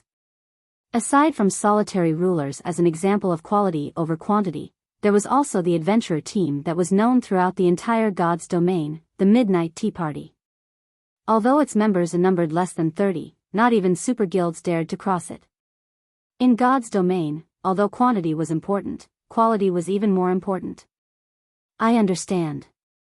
Looking at Shifeng's determined expression, Aqua Rose had no better choice but to concede to his decision. It was indeed like Shifeng had said, there were too many members in the guild. The current member count far exceeded their range of tolerance. By having those unfaithful members leave, they could also lay a good foundation for their guild's future. Another reason why Aqua Rose had agreed to Shifeng's decision was mainly because of the guild residents. Once they revealed their guild residents to the public, there would be no shortage of players wanting to join their guild. If they did not possess the guild residents, Aqua Rose definitely would not have agreed to such a self-destructive course. After Aqua Rose went on her own way, Shifeng headed to the Adventurers Guild. Now that the Great Catastrophe expansion pack had been activated, he needed to quickly handle the matters concerning the guild residents. Chapter 280, Zero Wing Residence. Currently, the interior of the Adventurers Association of White River City was filled with players coming and going. Most of these players were here to accept or hand in their daily quests. However, there were insufficient NPCs to cater to the large number of players. As a result, these players usually needed to wait in the lounge for a period of time before they could accept or turn in their quests. Having nothing better to do inside the lounge, some guild players started ordering alcohol and holding a discussion among themselves. Zero Wing is getting worse by the day. If I had known this would happen earlier, I would have definitely joined some other large guild to develop myself. Perhaps I might have already become the leader of a party by now. Brother Hui, as expected, you are still the smarter and wiser one. You joined Dark Star from the very start, and now, you've already become the vice leader of a 15-man team. Now that I have left Zero Wing, I will be relying on Brother Huey's guidance from now on. A shield warrior with tan skin flattered the robust-looking berserker sitting beside him. No problem. With me around, you will definitely have no problem joining the guild, the berserker assured him, clapping his chest. Meanwhile, sitting beside this berserker addressed as Brother Hui was a pretty female mage. Although her face looked average, she had an excellent figure. Coquettishly fluttering her eyelashes, the female mage looked at the person known as Brother Hui, sweetly saying, "Big Brother Hui, I've been wanting to go to the level 15 Wind Ridge. When will you take me there?" Wind Ridge was a level 15, 20-man team dungeon. Among level 15 team dungeons, Wind Ridge had a below-average difficulty. However, to average players at this stage of the game, even a level 15, 10-man team dungeon was a great challenge, not to mention a 20-man dungeon like Wind Ridge. Of course. Isn't it just Wind Ridge? You're already my woman now, how could you settle for only a meager Wind Ridge? Tomorrow, I'll call up my men and bring you to the demon's castle. The berserker wrapped his arm around the female mage's willowy waist, a nasty grin on his face. Many onlookers grew envious at this scene. They could not help but wish that they, too, could join Dark Star in getting a beauty for themselves as well. Brother Hui, I hear that the demon's castle has a very high difficulty. Don't tell me you've already managed to obtain the raid strategy from Zero Wing's main force, the tan shield warrior asked curiously. Indeed, we've managed to obtain the strategy already. However, even without it, with Dark Star's strength, we could still easily conquer the demon's castle. The main reason we haven't done so is simply because of the competition we're having with Ouroboros. Otherwise, Zero Wing would not have had the chance to take the limelight as they did before. Look, isn't Zero Wing in shambles now?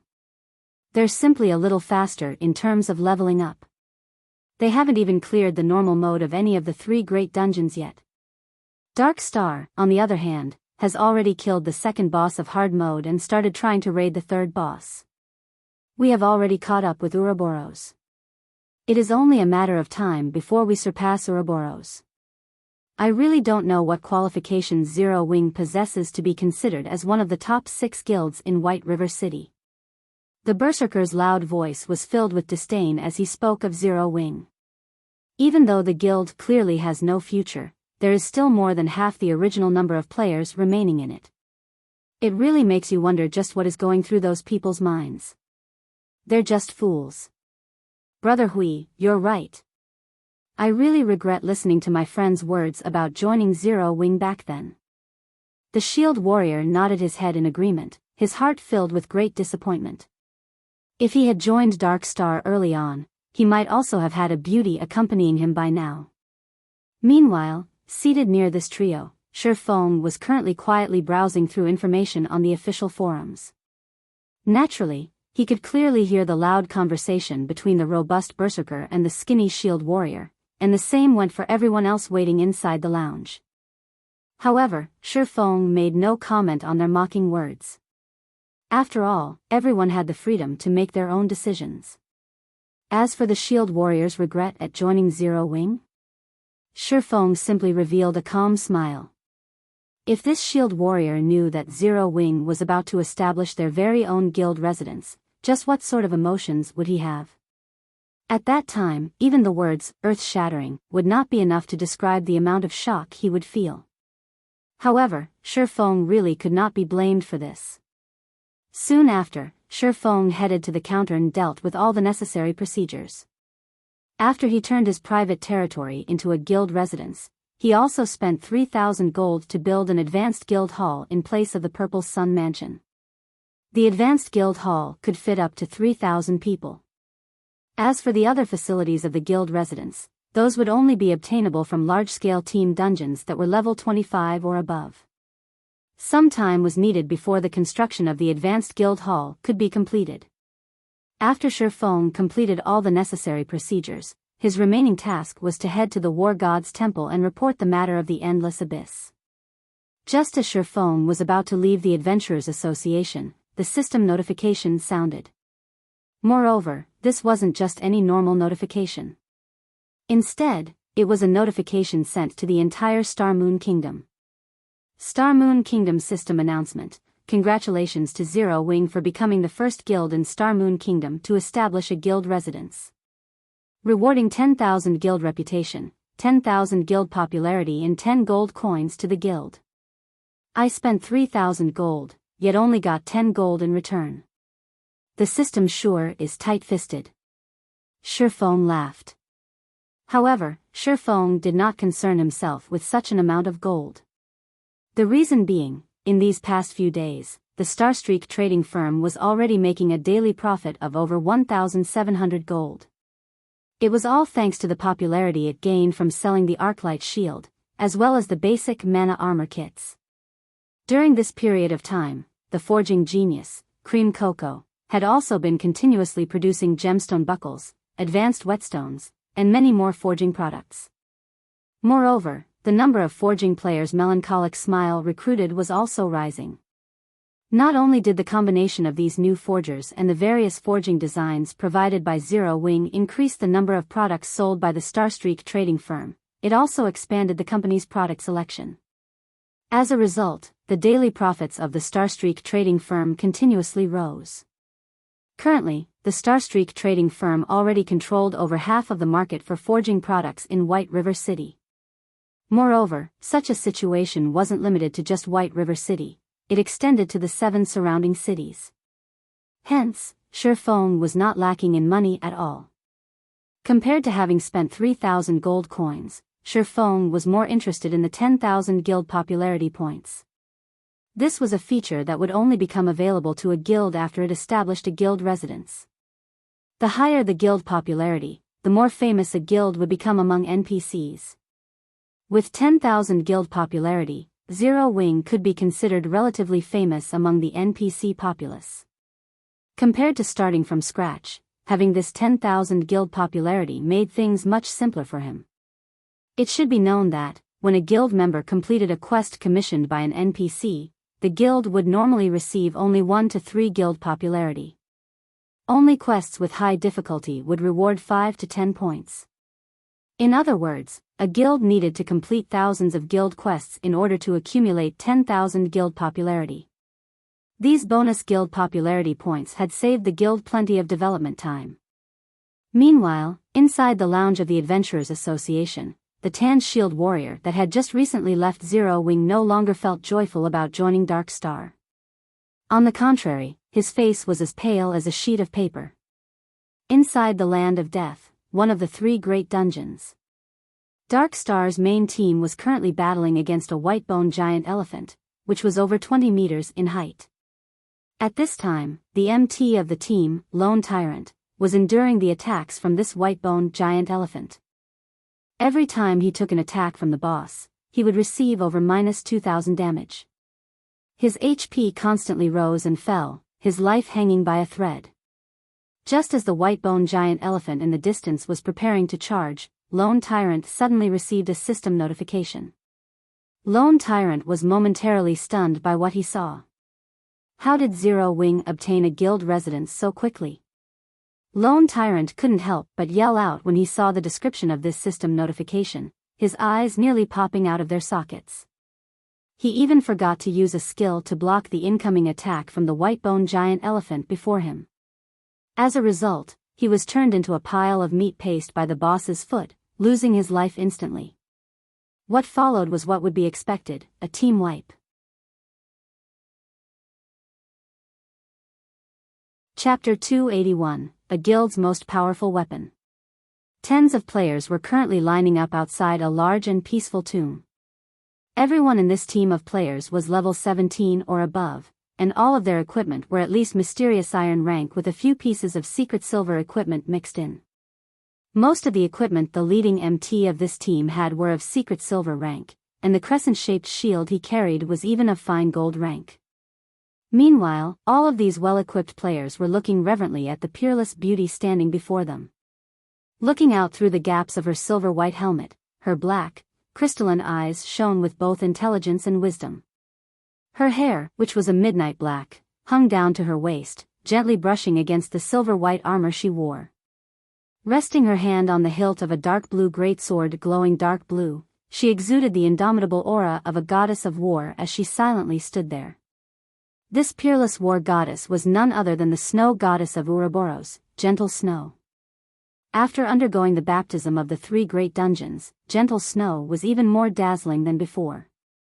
She was like a rough stone that had been polished, instantly revealing the sparkle of an icy-cold sapphire. Currently, not only was Gentle Snow fully equipped with the Snowfall set equipment, a secret silver-ranked set equipment, the great sword she wielded, albeit of indiscernible quality, was also giving off a frightening amount of energy. The Snowfall set equipment could only be obtained from the hard mode of the 3 great dungeons. As for the blue sky greatsword Gentle Snow wielded, she had obtained it after killing a great lord that served as a protector of a ruined temple. If Shi Feng saw this two-handed greatsword, he would definitely be shocked. The reason being, this greatsword was similar to the Abyssal Blade, since it, too, was a magic weapon. Furthermore, it was also one of the 36 famed swords of God's domain, Blue Sky. Just as Gentle Snow's team was about to raid the 4th boss of the Land of Death, the Whitebone General Jera. Gentle Snow suddenly received a system notification, and a hint of astonishment flashed through her eyes when she read its contents. How can he be so fast? Gentle Snow knew exactly how difficult it was to obtain a guild residence. Even though she had a powerful guild like Ouroboros, the number 1 guild in White River City, backing her, the reputation she had collected was still far from enough to allow her to become a baroness of White River City. Yet, Zero Wing was still a step ahead of her. Gentle Snow's lips suddenly curled into a faint smile as she muttered, "It seems I need to congratulate him." In White River City, Ouroboros and Zero Wing were actually allies, although this matter was not known to the public. If people did find out, however, they would definitely be greatly shocked. After all, who would ever imagine that White River City's number 1 guild would actually be willing to form an alliance with Zero Wing, a guild that was declining by the day? However, Gentle Snow had indeed done such a thing. Although Ouroboros was the number 1 guild in White River City, they were still far from being considered an unshakable existence. Just the fact that Dark Star was close to surpassing them showed how vulnerable Ouroboros was. Moreover, Dark Star also had some hidden connections with world dominators, which was also a first-rate guild like Ouroboros.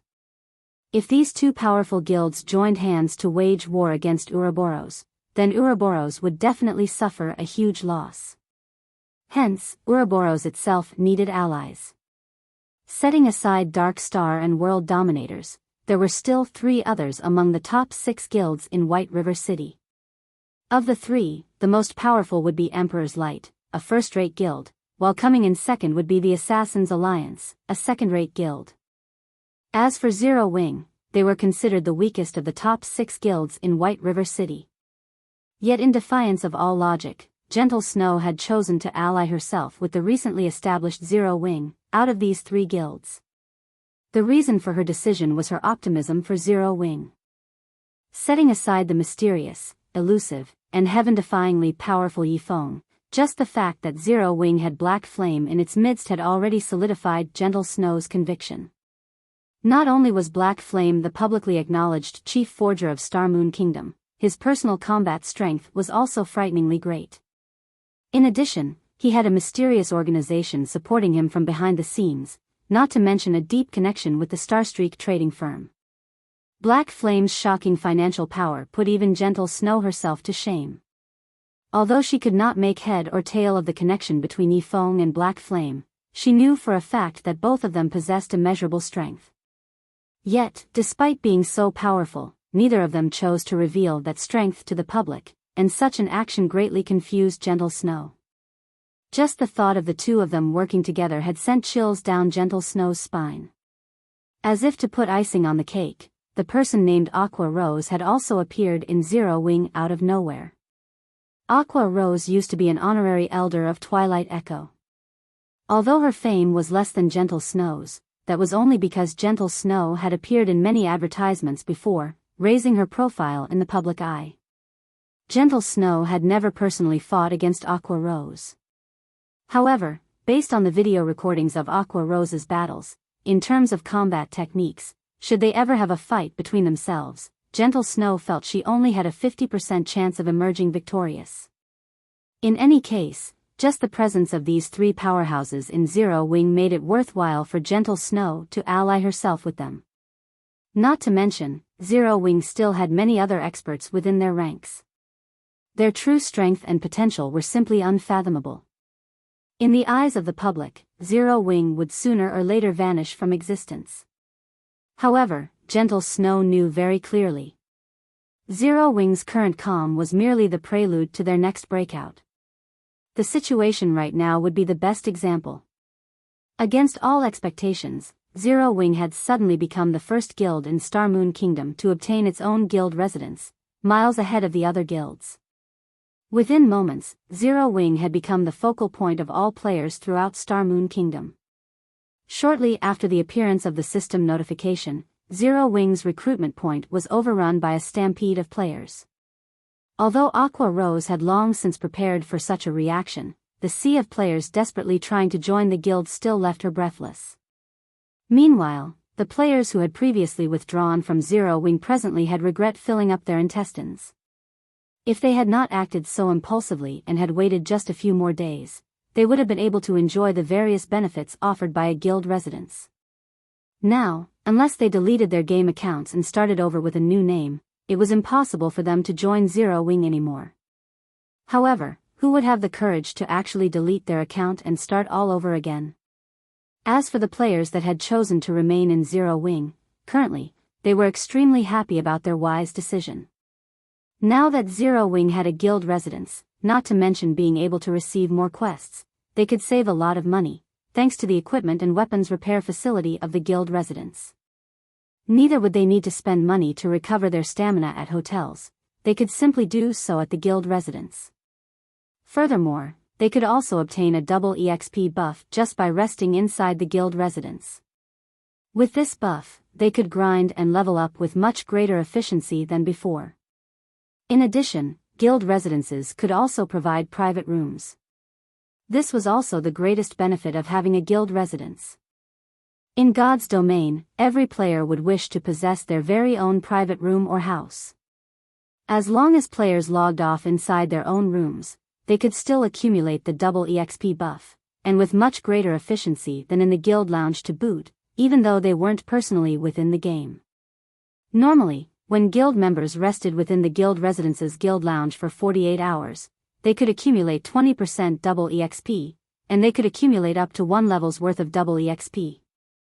In the case of a private room, however, players only needed to rest for 24 hours in order to accumulate 20% double EXP, and they could likewise accumulate up to 1 level's worth of double EXP. Although the maximum capacity of the buff was the same, the accumulation speed inside a private room was double that of the guild lounge. Of course, this was only in the case of a 1-star private housing. In God's domain, housing was also categorized into different levels. Meanwhile, the higher the level, the greater the benefits a player could enjoy. The lowest level housing was 1 star, while the highest was 10 star. Each increase in level required a huge sum of money, and also certain special materials. It would not be easy for players to upgrade their private housings. For a 1-star private housing, every 24 hours, players could accumulate 20% double EXP, up to a maximum of 1 level's worth of double EXP. For a 2-star private housing, every 24 hours, players could accumulate 25% double EXP, up to a maximum of 1 level's worth of double EXP. For a 7-star private housing, every 24 hours, players could accumulate 50% double EXP, up to a maximum of 1 level's worth of double EXP. In addition, players would also receive a Vigor increased buff, increasing all attributes by 5% for 2 hours. For a 8-star private housing, every 24 hours, players could accumulate 50% triple EXP, up to a maximum of 1.5 levels worth of triple EXP. In addition, players would also receive a Vigor increased buff, increasing all attributes by 5% for 3 hours. For a 9-star private housing, every 24 hours, players could accumulate 50% triple EXP, up to a maximum of 2 levels worth of triple EXP. In addition, players would also receive a Vigor increased buff, increasing all attributes by 8% for 3 hours. For a 10-star private housing, every 24 hours, players could accumulate 50% triple EXP, up to a maximum of 3 levels worth of triple EXP. In addition, players would also receive a Vigor increased buff, increasing all attributes by 10% for 4 hours. However, it was simply too difficult for players to obtain their own houses in White River City. Yet, buying a house in a town would not be convenient for them. Meanwhile, guild residences could provide its members with private rooms, although not everyone could enjoy the benefits of a private room, due to limited space inside a guild residence. Normally, these private rooms would be given to members who contributed greatly to the guild and also the upper management of the guild. If there were any additional private rooms, guild members could also rent them using the contribution points they accumulated from raiding dungeons and doing quests. In God's domain, the matter of leveling up would always be a headache to players. Moreover, the further into the game a player went, the harder it was for them to level up. It would not be strange for players to level up only once every 3 to 4 days. If players died out in the fields, they would also lose an entire level as a penalty. Hence, a tool that could aid players in leveling up quicker would definitely be well received. This guild benefit alone already held a fatal attraction for all players. And that was in addition to the large number of guild quests available for choosing, which would dramatically accelerate players' leveling speed. Chapter 282, Dark Wind.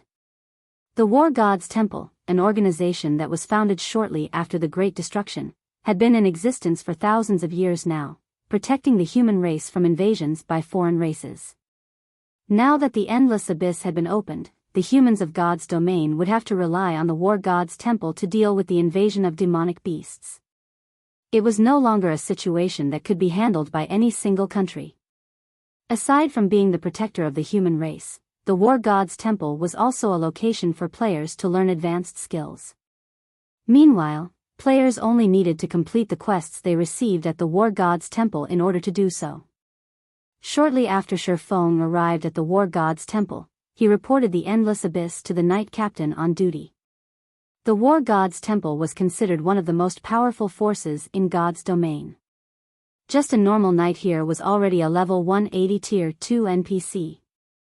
As for the Knight Captain, he was a level 200 tier 3 NPC. The Knight Captain revealed an anxious expression after hearing Shifeng's report. "Your Excellency Black Flame, this matter is of utmost importance. However, as I'll need to immediately send out warnings to all cities throughout the kingdom and also muster troops to the front lines, I'll have to trouble you to head to the War God's Temple in the capital city and report this matter to Lord Eucharis and seek his aid." The Knight Captain passed a gold token to Shifeng, then promptly headed out of the temple, not giving Shifeng any chance to even refuse.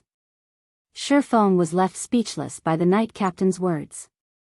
Fortunately, he only needed to head to the capital city and look for the person named Eucharis, an easy task to accomplish. Following which, Shifeng left the War God's Temple and hurried over to White River City's teleportation hall. Just as Shifeng was about to enter the teleportation hall, however, 6 robust-looking players stood in front of the stone staircase, completely blocking the entryway. These 6 players were all level 18, such a level could definitely be ranked at the very top of White River City. Moreover, the equipment these players wore were of excellent quality, majority of which were of secret silver rank. Meanwhile, the solemn-looking middle-aged man who looked like the leader of this party of players had the best equipment out of these 6 players. He was actually fully equipped with secret silver equipment. His gaze was like a sharp blade, and his entire body exuded such an icy-cold aura that other players unconsciously detoured as they walked past him. Although Shifeng had never fought against these 6 players before, he could clearly tell that they were very strong. There were very few parties of their caliber in White River City. Meanwhile, pinned to the chests of these players were black 6-pointed stars. This black star was none other than Dark Star's guild emblem. "What can I do for you?" Shifeng asked. "You're Black Flame, right? I am Ming Sha of Underworld. I am here to give you a piece of good news," the middle-aged man said in a condescending tone. Although Black Flame had been titled as the chief forger of Star Moon Kingdom, in Ming Sha's eyes, he was merely a clown prancing on the stage. Whether it was in reality or in God's domain, only strength truly mattered. A forger that only knew how to stay hidden inside a room was nothing more than a tool for strong players like them. If not for the matter of the guild residents astonishing the upper echelons of Underworld, Ming Sha would not even be here trying to make contact with Black Flame. Instead of Black Flame, the person Ming Sha was interested in was Yifeng, the player widely acclaimed a god-ranked swordsman. Ming Sha really wished to meet him. Moreover, young Master Feng had also given orders to get rid of that Yifeng and obtain the epic ranked item in Shifeng's hands.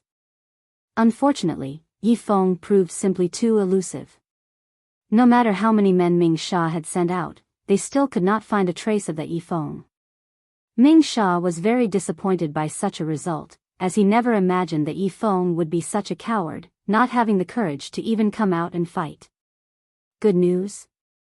Then why do I feel that you guys are coming with bad intentions in hand?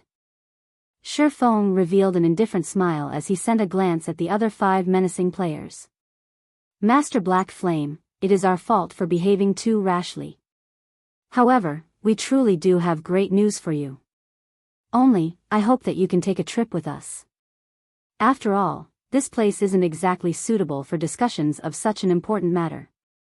At this moment, another person walked up from behind the 6 players. This person was similarly a middle-aged man.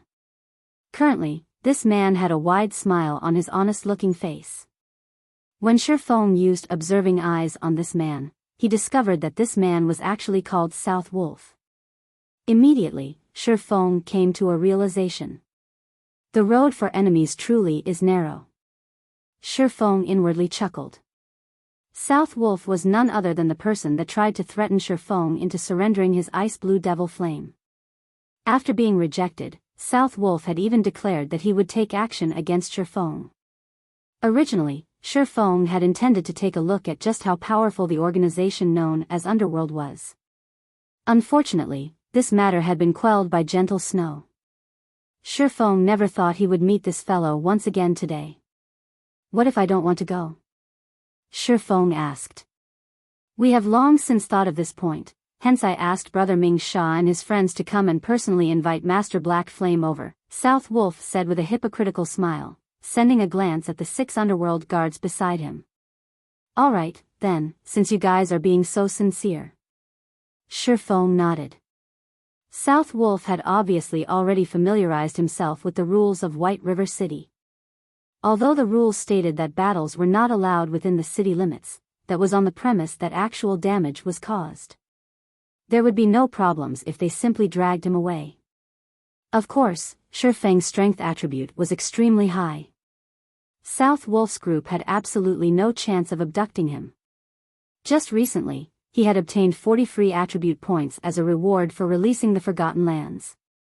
Although Shifeng had added 30 of those points into intelligence, in order to equip the Heavenly Dragon's Breath even a little earlier, he had placed the remaining 10 into strength.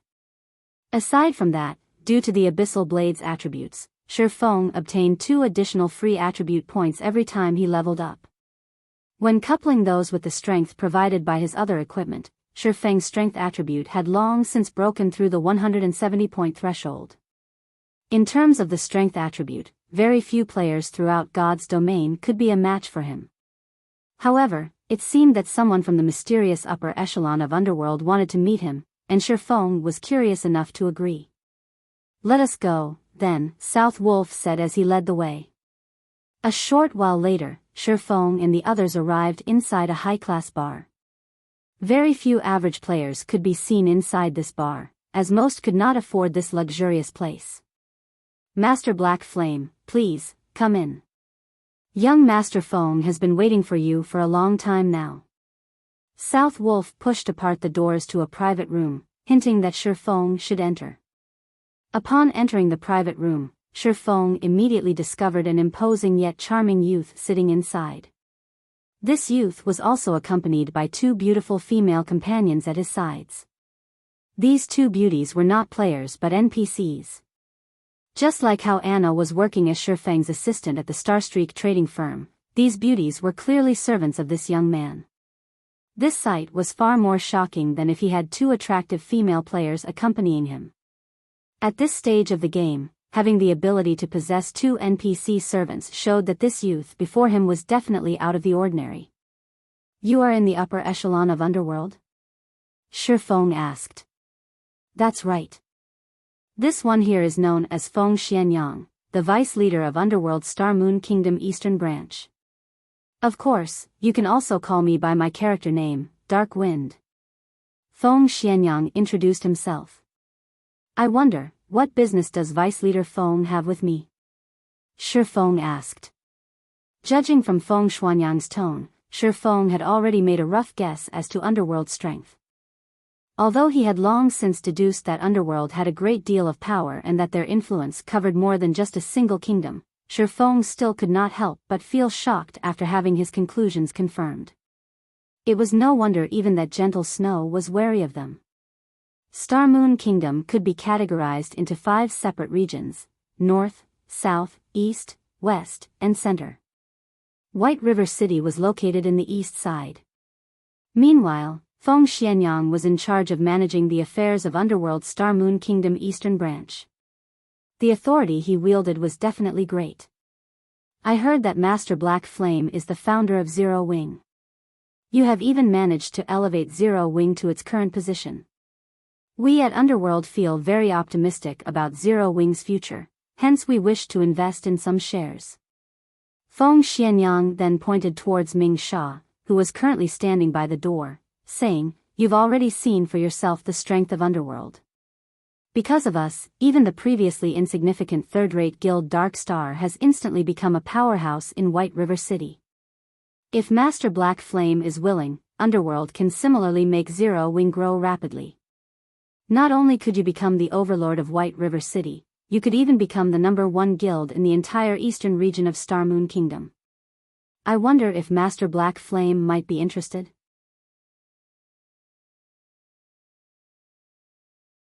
Chapter 283, Arrogance. Feng Xuanyang's words dripped with temptation. Just the prestige of being the #1 guild in the entire eastern region of Star Moon Kingdom would cause many to fight over it. These exact same words might have been used to attract Lone Tyrant into cooperating with Underworld back then. Under the banner of the #1 player on the ranking list, in addition to Underworld's covert support, Dark Star had managed to rocket to fame, becoming a guild capable of rivaling even the powerful Ouroboros. So that's how it is. Shi Feng suddenly came to a realization. He finally understood why Dark Star could become so amazing, just like that, with experts appearing in the guild out of nowhere. Its abrupt rise was all because of Underworld helping it in secret. However, now that Zero Wing had established a guild residence, Underworld couldn't help but reconsider its original plans, hence its interest in investing in Zero Wing. Shi Feng couldn't help but acknowledge that Underworld was indeed amazing. They were willing to support an entirely different guild even at the cost of sacrificing all their previous investments. From an outsider's perspective, such an action was plain foolish. However, Shi Feng knew that Underworld's decision was, in fact, very wise. It was obvious at first glance how great an influence a guild residence would have towards a guild's success. If it were up to him, he, too, would choose to take such an action. Master Black Flame, you should know that there are over 20 cities just in Star Moon Kingdom's eastern region alone. If Master Black Flame agrees to our proposition, in the future, you will become the absolute overlord of these 20-plus cities. Moreover, even though Underworld will be investing in Zero Wing, we will not interfere directly in the management of the guild itself. Rather, we will provide you with a large sum in funding and manpower, Feng Xianyang slowly said in a tempting tone. We at Underworld have already decided that, as long as Master Black Flame agrees, we will immediately inject 1 billion credits into Zero Wing, and also provide the guild with 100 gold coins every week. In addition, we will also provide 100 experts, and also one team of Underworld guards for you, Master Black Flame, to command as you see fit. If Zero Wing develops well, Underworld will invest even more into the guild in the future. Master Black Flame, what do you think? Feng Xianyang had taken Shifeng's previous silence for hesitation, thinking that Shifeng was definitely considering his proposition, hence he sweetened the deal. In God's domain, wasn't the main purpose one established a guild earning money and gaining status? For a newly established guild, 1 billion credits was definitely an astronomical sum. Even a major corporation in a city couldn't easily take out 1 billion credits. Recently, due to God's domain's raging popularity, the number of corporations investing in the game had been continuously increasing. The value of guilds in God's domain had similarly shot up abruptly. Yet, even so, a third-rate guild with a member count of 20 to 30,000 would, at most, be worth 2 to 300 million credits. Meanwhile, Zero Wing merely had several thousand members in its ranks. Although it had both fame and experts, its value was still not worth 1 billion credits. After taking into account the value of a guild residence, Zero Wing would at most be worth 500 million credits. Hence, it would be completely illogical for Shifeng to refuse the offer of 1 billion credits. I wonder how much shares young Master Feng is intending to purchase? Shifeng asked, an indifferent smile on his face. Not much, just 50%. In exchange for 50% of Zero Wing's shares, you can obtain 1 billion credits, in addition to having many experts to assist you. I believe that no other corporation will be willing to offer such a high price, Feng Xianyang said confidently. Shifeng propped up his chin with his hand, entering into a deep contemplation. Shortly after, he slowly said, although your offer is indeed attractive, 50% of the guild's shares is simply too much. I am willing to sell 10% at most. Although Feng Xianyang's offer of 50% seemed as if both sides would be wielding half of the guild's shares, it was simply a trick to make Shifeng drop his guard. In reality, wielding 50% of Zero Wing's shares was already tantamount to full control of the guild. After all, when Shifeng established his guild, he hadn't claimed the full 100% shares of the guild, he had given a small portion to Aqua Rose. If Feng Xianyang purchased 1% of Zero Wing's shares from Aqua Rose, then he would have 51% of the guild's shares. At that time, Feng Xianyang's words would become law in Zero Wing, while Shifeng would sooner or later end up in a situation like the one in his previous life. Shifeng had sworn to never let something like that happen again in this life. 10%? Feng Xianyang did not dare believe his own ears. He was going to spend 1 billion credits on Zero Wing, yet, all he would get in return was 10% of its shares? Did Shifeng really take Zero Wing for the number 1 guild in Star Moon Kingdom? Vice Leader Feng, you must think that the amount I'm offering is too low, right? Shifeng asked, his indifferent smile still on his face. It's only normal that you would think so. However, what I'm trying to say is that 1 billion credits really isn't a big sum of money. I'm already giving young Master Feng a lot of face by offering you 10% of Zero Wing's shares. If it were anyone else here today, I would only offer them 1% at most. In fact, Shifeng was not speaking conceited nonsense at all. Just the gold coins he had on hand right now already exceeded 10,000. If he converted them into credits, they would be worth at least 200 million credits. His daily income was also continuously rising day after day. Just the benefits he could obtain from the Starstreak trading firm had already far exceeded 1 billion credits. Not to mention, Zero Wings Guild residence was also built on a strategic location like the Purple Sun Mansion. The Purple Sun Mansion was the best location for players to establish a guild residence in White River City. It also occupied a broad tract of land, larger than even a football field, which could contain 50,000 people. Not to mention the current state of White River City, where every square inch of land was worth its inch in gold. Even after a decade passed since God's Domain's official launch, the land of the Purple Sun Mansion would still be worth more than 10 billion credits. Although 1 billion credits was indeed an astronomical sum, it was truly not worth 10% of Zero Wings shares. Even 1% was an overestimation, not to mention 10%. Master Black Flame, there has to be a limit even to jokes. By toying around with me like this, do you take me for someone easily bullied? Feng Xuanyang's expression suddenly changed, his tone turned cold as well. Vice Leader Feng, what I speak is the truth. If Vice Leader Feng feels wronged, then let's just forget about this matter entirely. Shi Feng shook his head and laughed. After this meeting, he, too, started thinking of looking for an investment partner. The falling flowers are yearning for love, but the heartless brook ripples on. If Shi Feng had rejected Feng Xuanyang's investment proposal from the very beginning, or had argued that Feng Xianyang was asking for too high a percentage of Zero Wings shares, Feng Xianyang might still have accepted Shi Feng's answer with a smile. This was the atrocity of the truth, hence people would often prefer to hear a lie than the truth. The reason being, the truth was much crueler than a lie. If Aqua Rose were here right now, she would definitely scold Shi Feng for speaking the truth.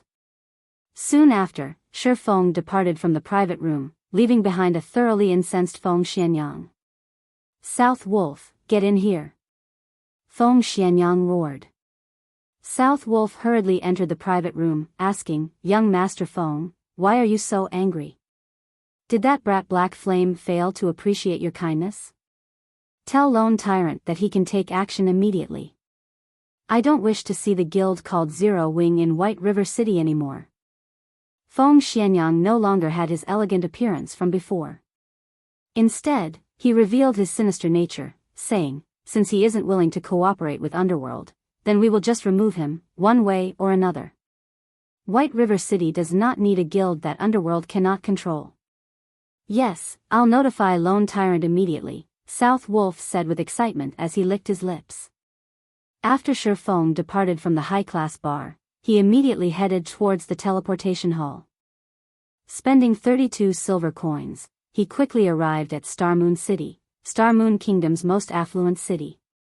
Compared to White River City, the competition at Starmoon City was much more intense. Just the number of first-rate guilds present in the city already surpassed 5. The second- and third-rate guilds were even more numerous. Meanwhile, the player population at Starmoon City was over 3 million. Such a number could easily match the total number of players in White River City and its neighboring 7 cities. One could say that Starmoon City was a location that every guild needed to compete for in the future. After all, it was a super city that would be able to contain over 10 million players in the future. Meanwhile, the resources available in the surroundings of Starmoon City were even more abundant. There were plenty of high-level maps that were only a short distance away from the city. Obtaining Starmoon City would be the equivalent of occupying a fifth of the entire Starmoon Kingdom's resources.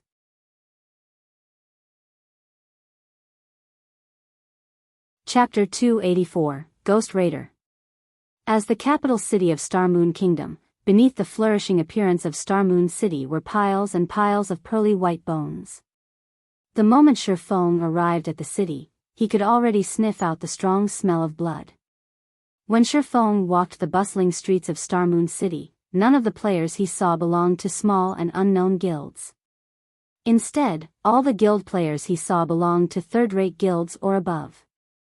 As for the unrated guilds, Shi Feng could make a general guess as to where they had gone.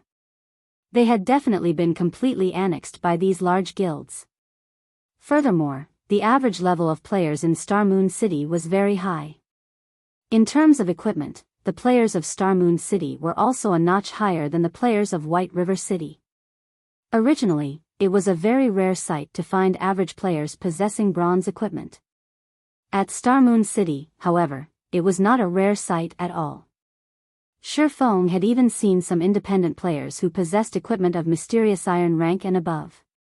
As for the players who wore a guild emblem on them, majority of their equipment were of mysterious iron rank.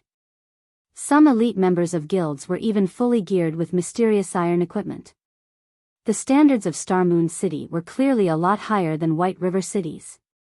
However, if these players were to be compared to Shi Feng, they would still be miles and miles behind. When Shi Feng arrived in Star Moon City, he had removed his disguise of black flame. Instead, he had chosen to use his original appearance of Yifeng to move around the city. Hence, he did not choose to hide the equipment he had on him right now.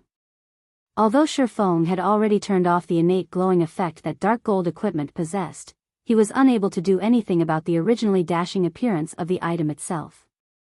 There was also the two weapons at his waist, the Abyssal Blade and the Demon Bane, whose quality could not be discerned through sight alone.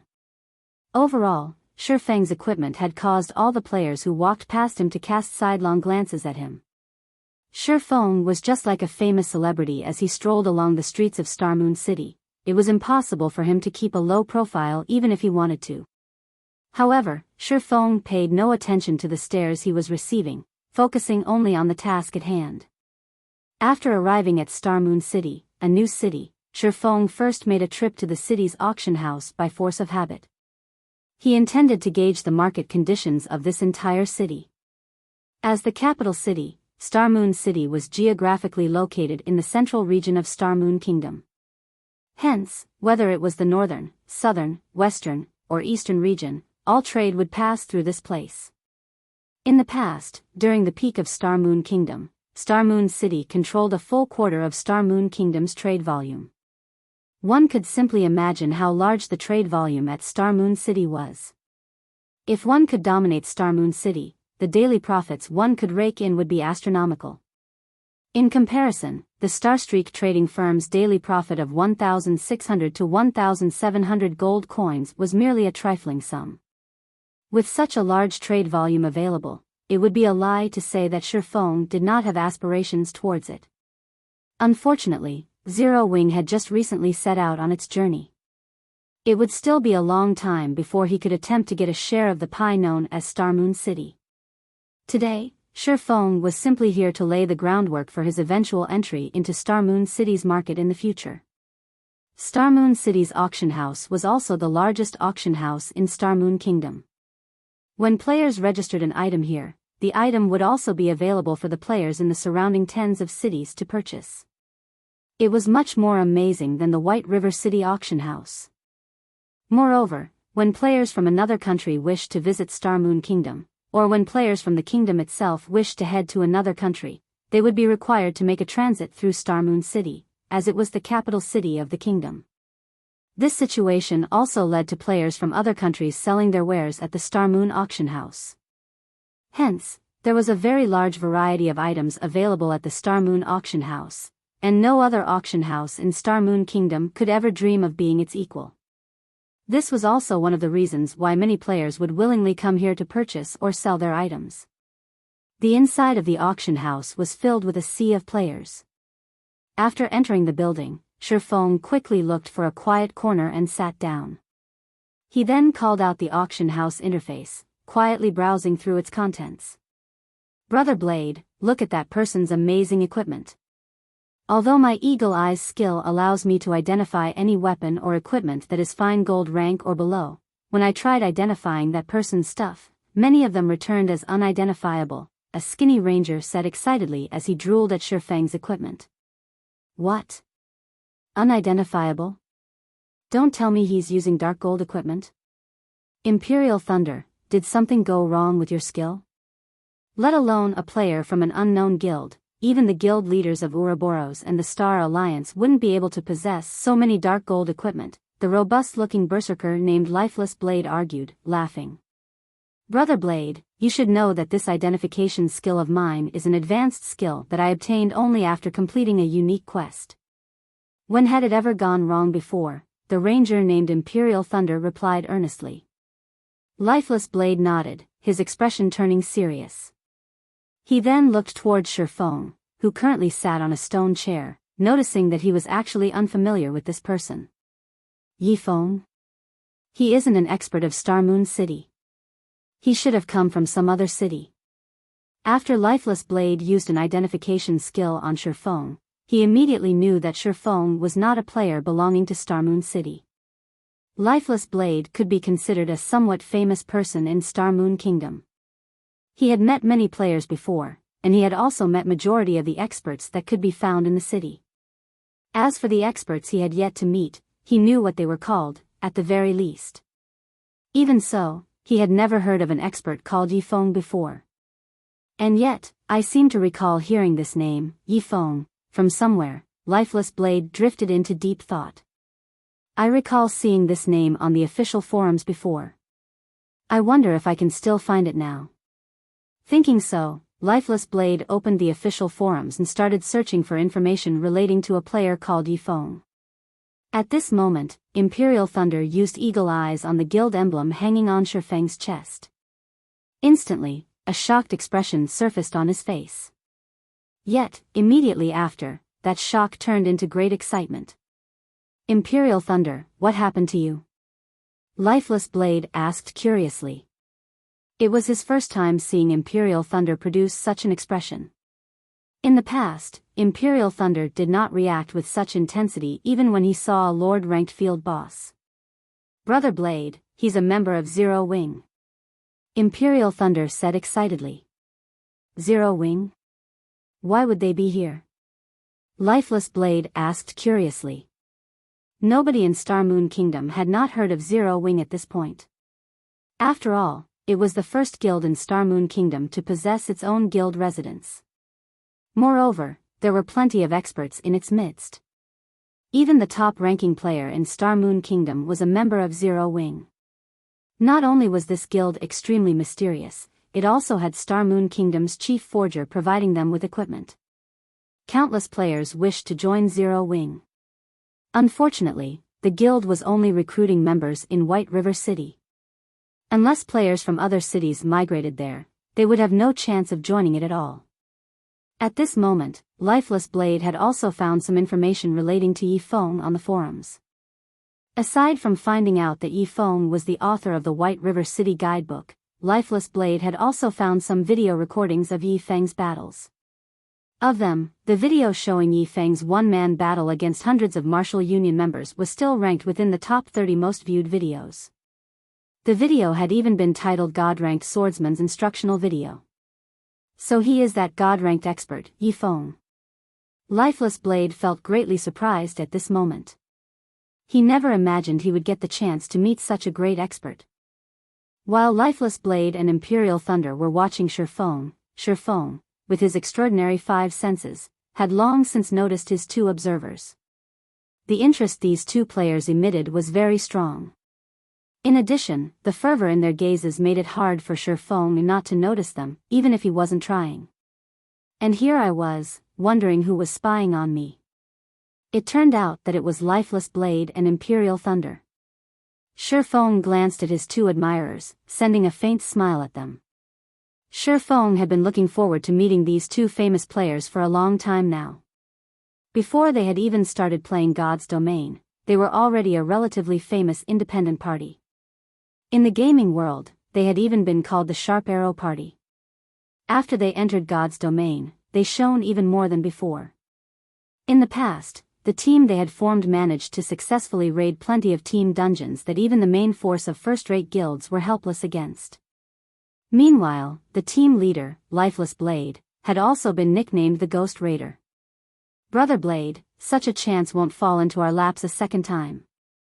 Why don't we go get acquainted with him? Who knows, we might even become friends, Imperial Thunder suggested to Lifeless Blade.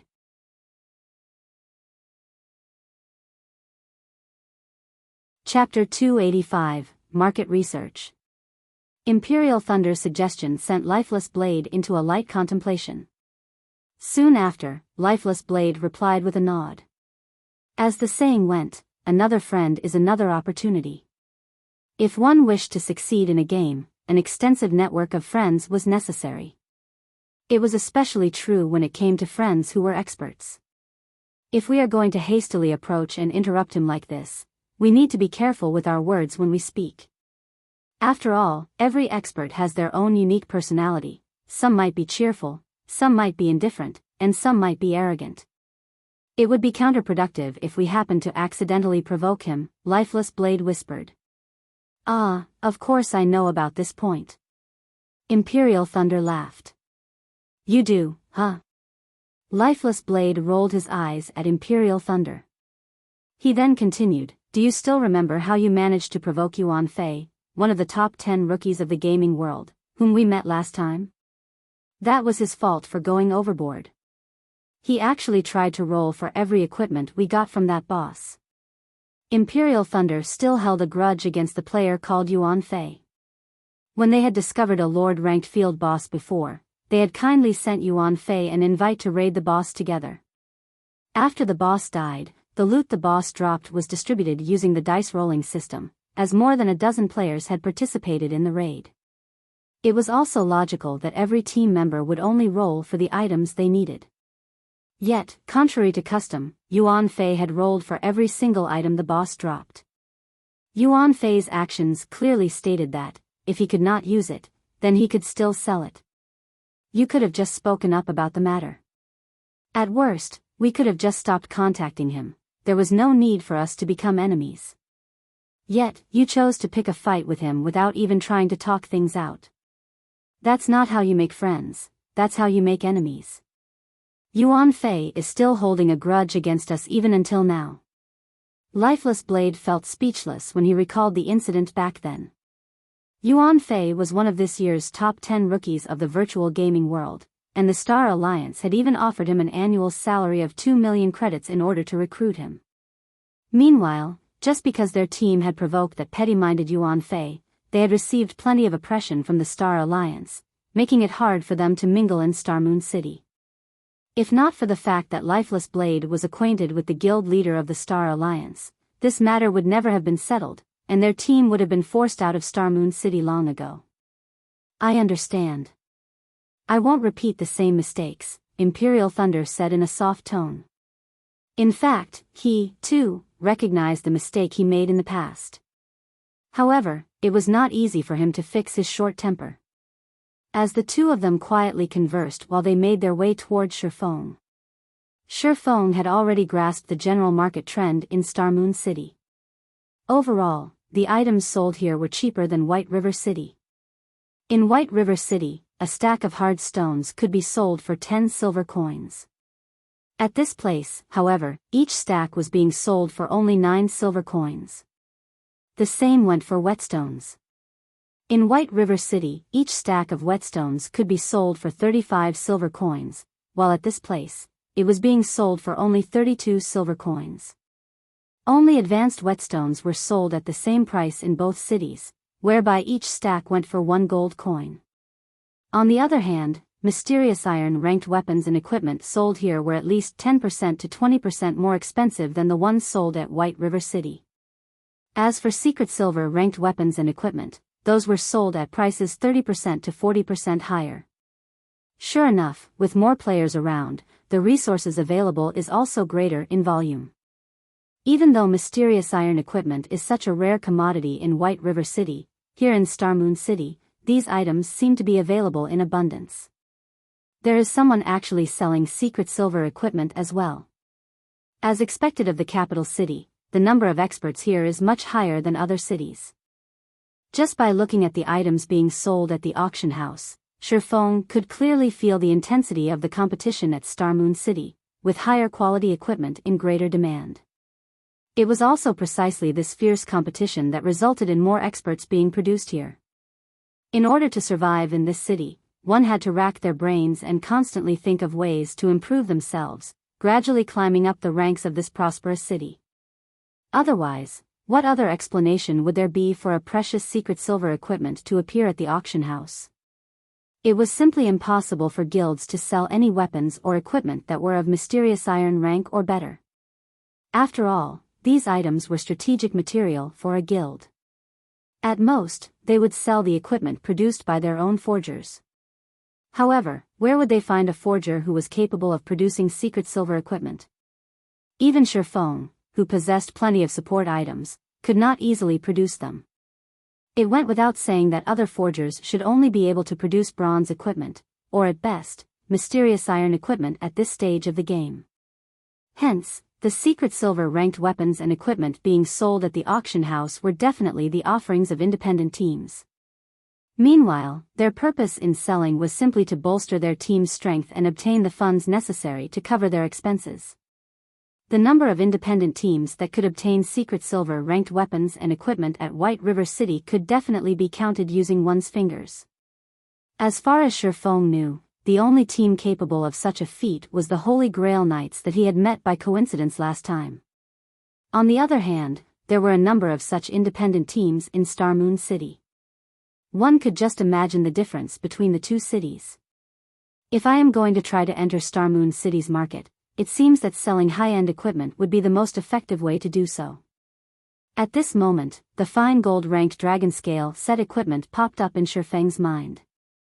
He felt that it might not be a bad idea to rely on the Dragonscale set equipment to break into Star Moon City's market. However, his current forging standards were still too low. Cream Coco was also only an advanced forging apprentice right now. She was still in the midst of striving to get promoted into a true forger. Moreover, another condition needed to be met if Shifeng wished to enter Star Moon City's market. Currently, Shifeng's guild was based only in White River City. If he were to establish a branch guild at Star Moon City at this period of time, that branch guild would immediately be annihilated by the many large guilds of Star Moon City. Hence, what Shifeng needed right now to enter Star Moon City's market was a shop to do business with.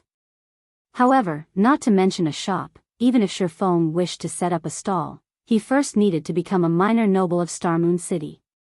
As for establishing a shop, at the very least, he needed to become a baron before he could do so.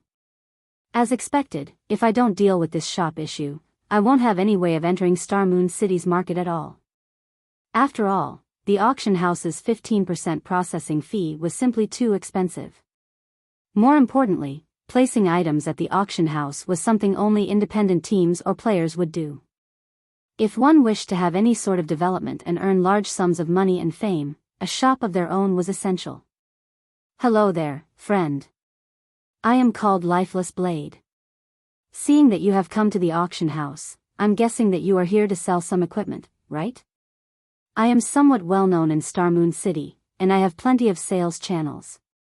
If you wish to sell your equipment at a good price and its attributes are good, I can lend you a hand with selling them, Lifeless Blade said as he walked over, a smile on his face. Selling equipment? Shifeng took a look at his own getup, discovering that the weapons and equipment he had on him were far better than what anyone else present inside the auction house had. From an observer's point of view, he definitely would not have any demands for the items sold at the auction house. In which case, the possibility of him coming to the auction house to sell some of his unwanted equipment was very high. After all, with so many good equipment on hand, there were bound to be some obsolete equipment that he needed to dispose of. Immediately, Shifeng shook his head, saying, "No, you misunderstand. I'm just here to take a look." "Sorry, it's my fault for misunderstanding," Lifeless Blade quickly said in embarrassment when he realized that he had acted too rashly. "In truth, I'm not trying to earn some middleman's fees. I'm just trying to make your acquaintance. This here is a brother of mine, Imperial Thunder." Imperial Thunder nodded in reply, his mind still slightly dazed, completely mesmerized by the elegant appearance of the Abyssal Blade and the Demon Bane when seen at such a close distance. Dark gold weapons.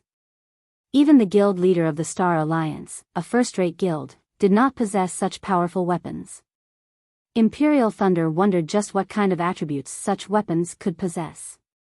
Just how much did they surpass the secret silver weapon he wielded?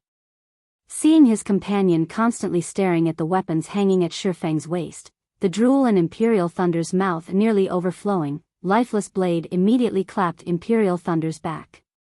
He then let out an awkward laugh as he said to Shifeng, "Please excuse him. He doesn't normally act this way. Shi Feng had been playing God's Domain for many years now, and his eye for people was still quite accurate. Naturally, he could tell that the two players before him did not harbor any evil intentions in their hearts. They were really just trying to get acquainted with him. Furthermore, from the stories he'd heard about Lifeless Blade and Imperial Thunder in the past, he had quite a good grasp on the two's personalities. They were definitely not sinister, villainous people. Lifeless Blade was the calm and silent type. As for Imperial Thunder, although he was brash, he was a man of integrity. No problem. I can tell that Brother Imperial is a straightforward man. Shi Feng waved his hand, laughing. Since Brother Blade wishes to become friends, it would be my honor to oblige. Lifeless Blade's eyes immediately glowed.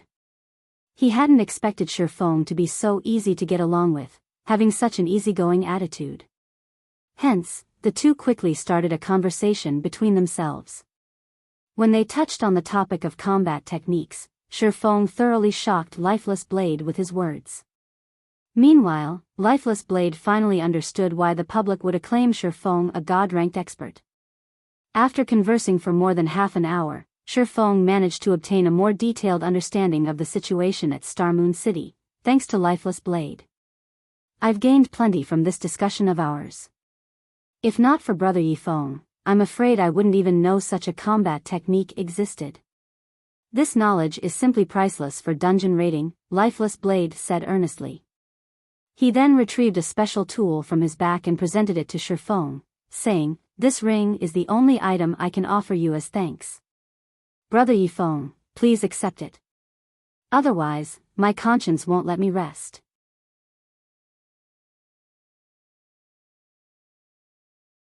Chapter 286, The Eternal Throne.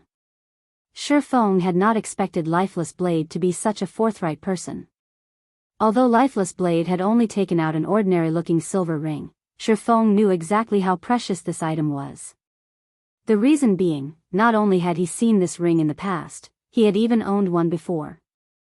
The ring was a space ring, it was a storage item. One could not judge it simply based on its mysterious iron rank.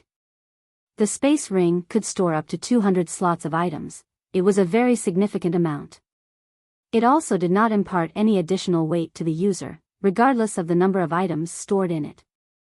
However, this was still not the most important point about this ring. Instead, the space ring excelled the most when used during battle.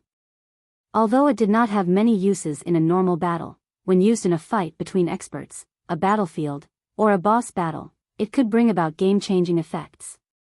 For example, if players wished to use magic scrolls or support items during a battle, they needed to first place their hands into their bags and search for their items before pulling those out. This entire process would waste much time.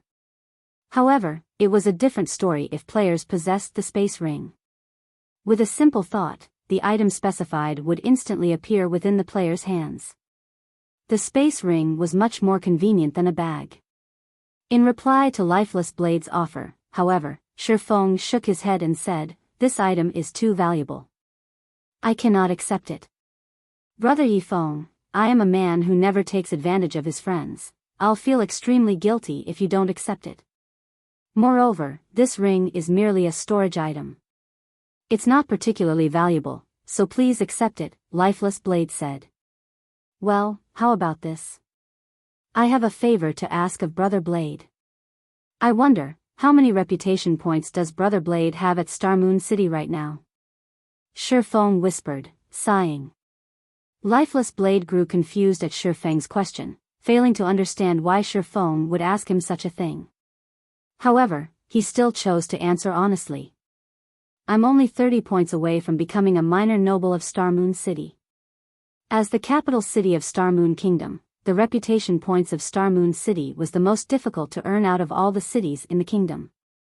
Even if Lifeless Blade and his team were amazing, they were still a distance away from becoming nobles of the city. 30 points? Shi Feng sank into deep contemplation. He thought to himself, that's not a lot, I guess. If he completes those several quests, he should be able to get those points. Must your favor require a noble to accomplish, Brother Yi Feng? Lifeless Blade asked. Yeah.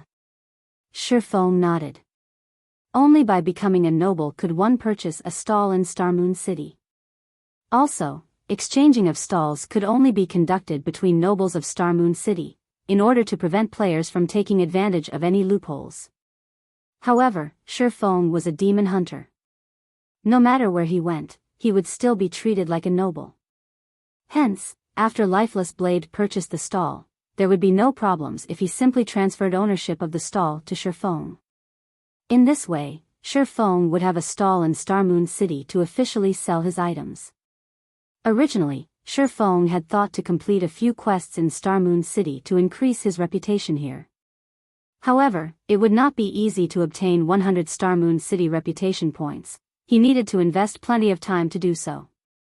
Meanwhile, Lifeless Blade had a trustworthy character, and it would be much faster to earn just 30 reputation points than to earn 100 reputation points. At first, Lifeless Blade felt ashamed for being unable to be of any help to Shi Feng. However, Shi Feng's next remark immediately sent him into a daze. I know a few high-level quests that can increase reputation points. After Brother Blade completes them, you should be able to become a noble of Starmoon City. After saying so, Shi Feng proceeded to list out the few quests he had in mind to Lifeless Blade, withholding nothing at all. This shouldn't be a good idea, right?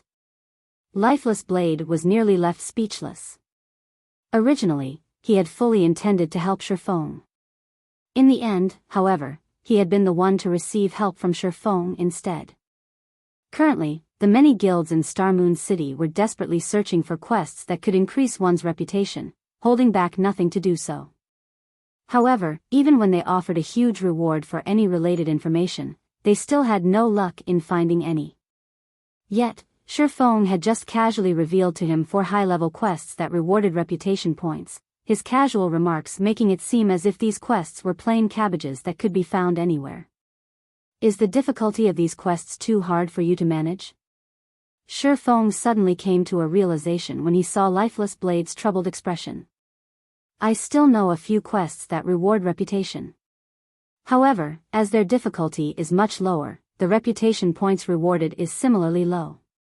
You'll have to complete at least 7 or 8 of them in order to accumulate 30 points. Lifeless Blade's mind was an utter mess now.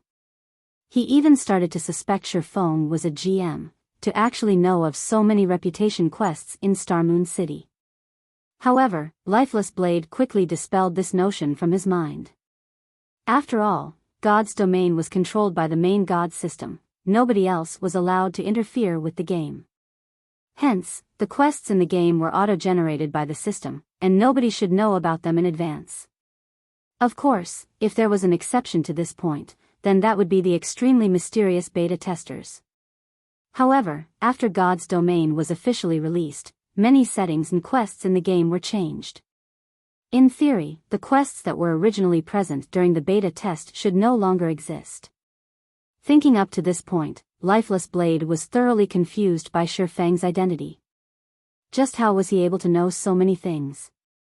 Are you wondering why I know so much? Naturally, Shi Feng could discern Lifeless Blade's doubts. Ah.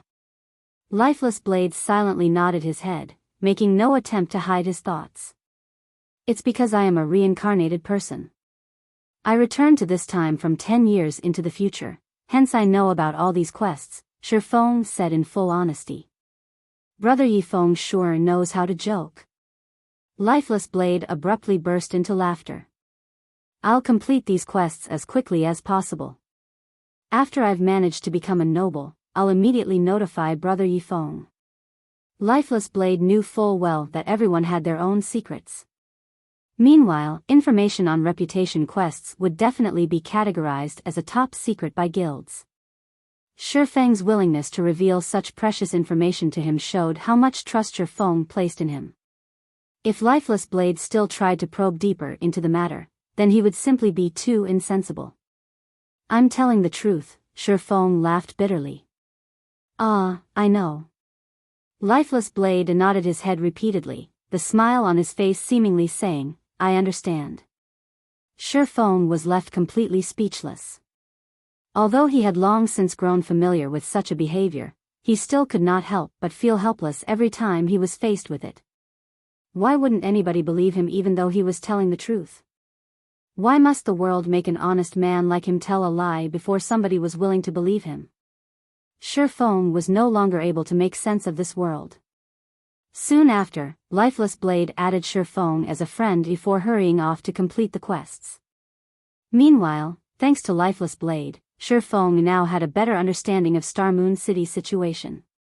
After Lifeless Blade's departure, Shifeng hailed a horse carriage and headed to the War God's Temple of Star Moon City. He intended to continue carrying out his legendary ranked main storyline quest. The War God's Temple of Star Moon City was built beside the palace.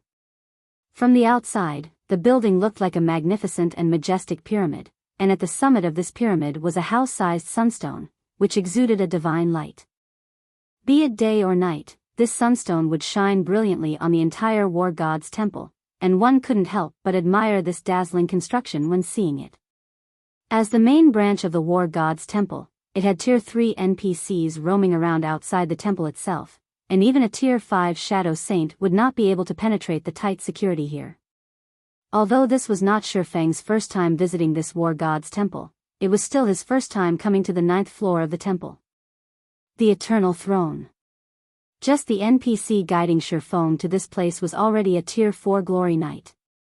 In other cities, such an NPC would be an overlord-like existence that could cause others to tremble in fear. However, in this place, this NPC simply amounted to a guide. After entering the Eternal Throne, Shifeng immediately discovered one purple throne and 9 golden thrones suspended in the center of the room. On the sides were 50 silver thrones. Aside from the empty purple throne, every other throne was occupied by a person. Moreover, these people were all apex powerhouses of God's domain. A single step of theirs could send tremors throughout the entire continent. However, among all these people, only one of them had a real body, the others were simply phantoms. Sitting in their thrones, these powerhouses quietly observed Shifeng. Meanwhile, as the recipient of these gazes, Shifeng could not help but feel that his life was no longer in his hands. His body felt incomparably heavy under these stares, and his back was also already drenched in sweat. This was the imposing aura of a true apex powerhouse. It was not something Tier 4 classes could ever hope of equaling. As expected of one of God's domain's strongest powers. To think they actually have so many apex powerhouses in their midst. Shifeng was racked with emotion right now. Although he had played God's domain for over a decade, this was the first time he personally witnessed the War God's Temple's true strength. What an interesting young man. However, I don't believe a little guy like you can accomplish that quest. This is something that involves the fate of the entire continent, after all. Since it is so, let us give this little guy a test. If he passes it, I believe that nobody here would have any other objections, right? A test? This lady likes it. Let's go with that. If he passes the test, I'll throw in my vote of support. If he fails, well, he'll already be dead at that point, so no punishment will be necessary. How are we going to test him? Obviously, we are going to activate the 12 trials. Ha ha ha. The 12 trials.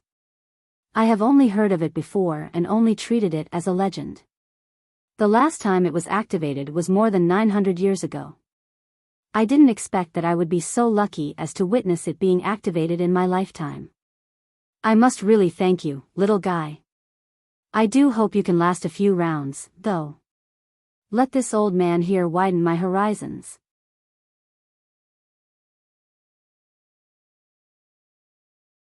Chapter 287, 12 Trials. The occupants of the silver thrones voiced their opinions one after another, merrily deciding how they should deal with Shifeng. Standing a short distance from the golden doors of this chamber, Shifeng silently muttered, "Crap. Don't players have any human rights?" However, Shifeng had no choice under the circumstances.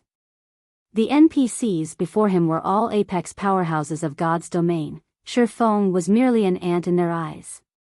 It would be fortunate if they even decided to give him a few extra glances, not to mention involve him in their discussion. At this moment, a youth garbed in white robes, one of the occupants of the silver thrones, moved and instantly appeared before Shifeng. Although this youth was simply standing in front of Shifeng, showing no animosity whatsoever to Shifeng, the formidable pressure Shifeng felt from him was much more overwhelming than what he'd felt from White River City's magistrate Weissman.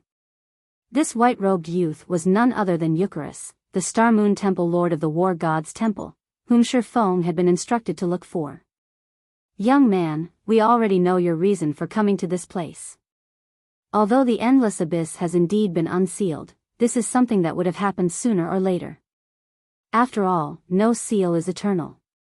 In the face of time, everything is powerless. It is already good that the seal could suppress the endless abyss for hundreds of years. In the near future, we will join forces to suppress the endless abyss, preventing this matter from escalating. However, before we go and suppress it, we need to choose a person to collect the materials needed to reseal the endless abyss.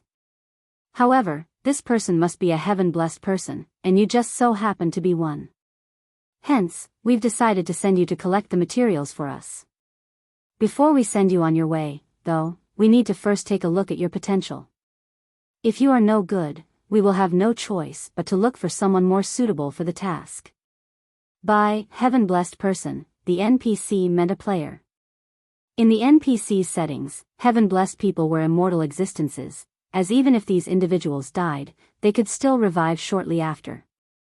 Hence, heaven-blessed people were the best candidates for collecting the materials needed for the seal. We have decided that your test will be the War God's Temple's 12 trials.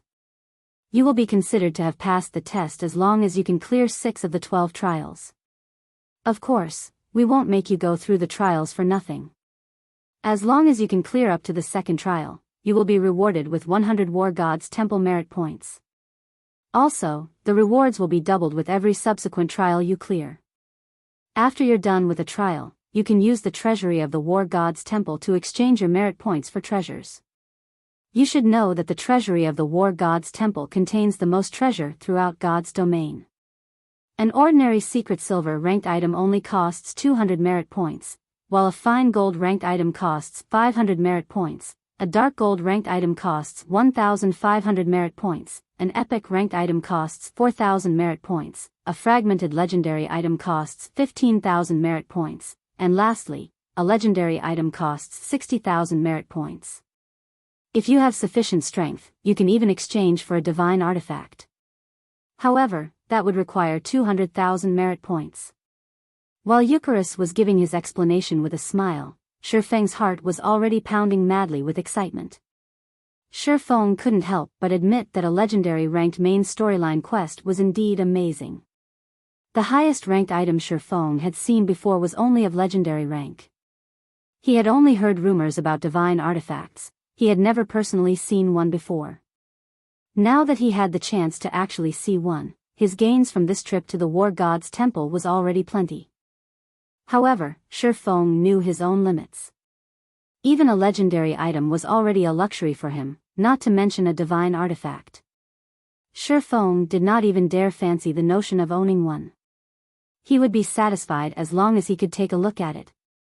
Just as Shifeng was imagining what a divine artifact looked like, Eucharis started chanting some incantations, while drawing complex divine runes with his fingers.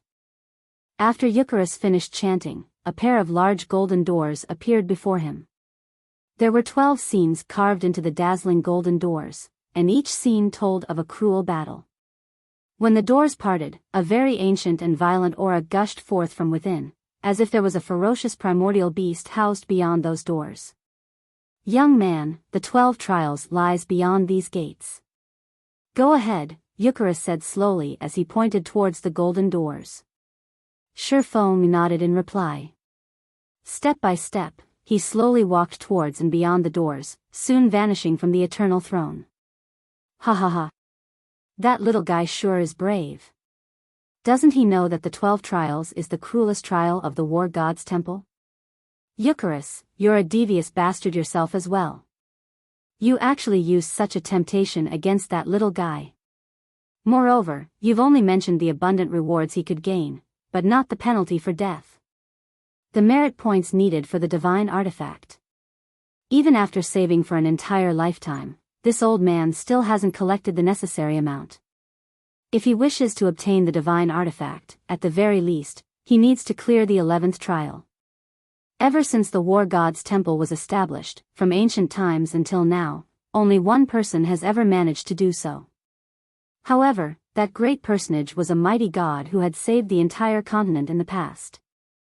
This lady has read plenty of ancient texts relating to the 12 trials. According to the information in those ancient texts, the majority of the people that had entered the trial only managed to clear up to the 3rd or 4th trial.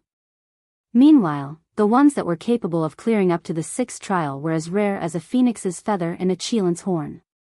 Eucharis, your requirement for him sure is high. Collecting the 7 treasures is a matter of great importance. Without sufficient strength, how can he expect to gather all of them? Besides, we can't afford to waste any energy on a weak little ant. Just as the occupants of the silver thrones were having another round of discussions among themselves, one of the occupants of the golden thrones, who had remained silent throughout the prior discussion, finally spoke. This matter is decided. Just as Eucharis has said, the old monsters sealed within the endless abyss are becoming restless. We can't afford to waste too much energy on a single weakling. If he can pass the 6th trial, I will lend him a hand as well. As you command, my lord. The occupants of the silver thrones could not help but feel astonished, and they heard one of the lords of the golden thrones speak. They never expected that this great personage would take action as well. This was a fortune that could not be obtained even if one begged for it. Soon after, Eucharis waved his hand, summoning a water screen into the eternal throne. The water screen that was suspended in mid-air showed the image of Shifeng, who was currently facing the 1st trial. Shifeng's current location was at the summit of a precipice. Aside from the 100-yard or so plateau available to him, he was surrounded on all sides by deep cliffs. In addition, the winds here were extremely violent, and a single misstep could send him plunging into the endless abyss. Shifeng quietly sat on a platform paved with stone slabs. Immediately, he discovered that, aside from the weapons and equipment he had on him, everything else he possessed was unusable. The powerful frost grenades could only lie quietly inside his bag. Even the magic scrolls Shifeng had prepared beforehand were completely useless, and the same went for recovery potions. Instantly, Shifeng's combat strength had been reduced sharply. It seems that these trials are meant to purely test my combat power. I wonder who my opponent will be. Shifeng took a look at his surroundings and failed to discover any monsters. He then thought to himself in bewilderment, don't tell me the monster is invisible? Having thought up to this point, Shifeng immediately extended his 5 senses to their limits. Invisible monsters were not unusual in God's domain. In fact, some of the truly powerful monsters were even capable of serial teleportation. Meanwhile, inside the Eternal Throne, the big shots of God's domain were excitedly observing Shifeng's trial. After all, it had been close to a millennium since the 12 trials had last been activated. None of the occupants of the silver thrones were that old yet, so they were naturally very curious about the 12 trials. I wonder who will be his first opponent. Though there are no records about it in the ancient texts, I did hear that the creatures inside the 12 trials are all primordial beasts that are extremely ferocious. However, this is only the 1st trial. That little guy isn't even a Tier 1 swordsman yet, so the monster's strength should be barely within the Tier 1 realm. Look, something's flying over.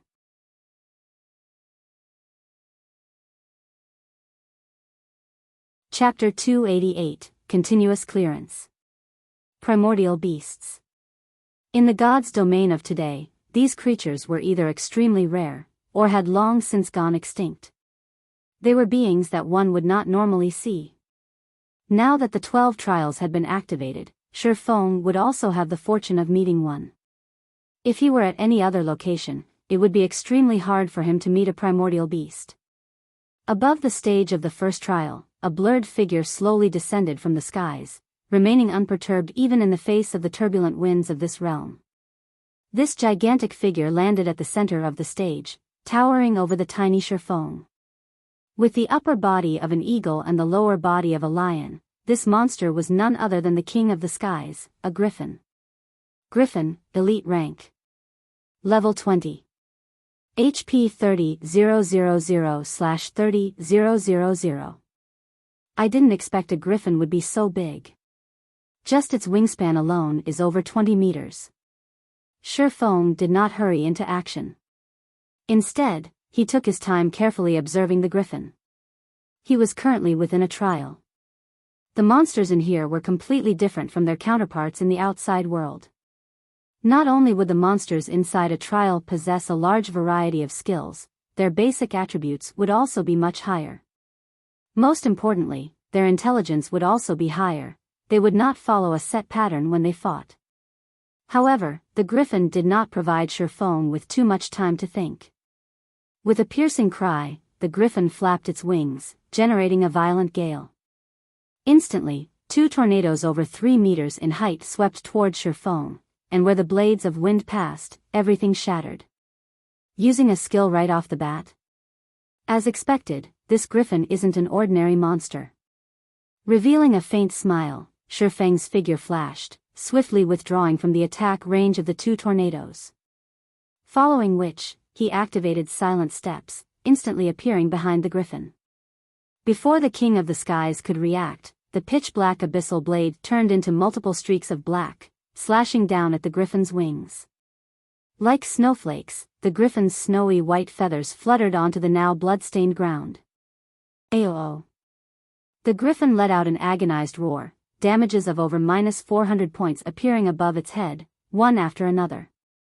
The attacks that achieved a critical hit had even dealt over -800 damage.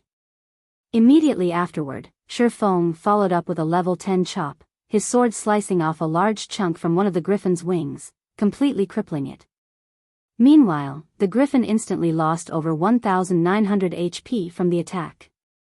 From this short exchange, the griffin had already lost 16% of its total HP. Furthermore, with one of its wings now crippled, it could not fly even if it wanted to. The gap in strength was obvious in a single glance.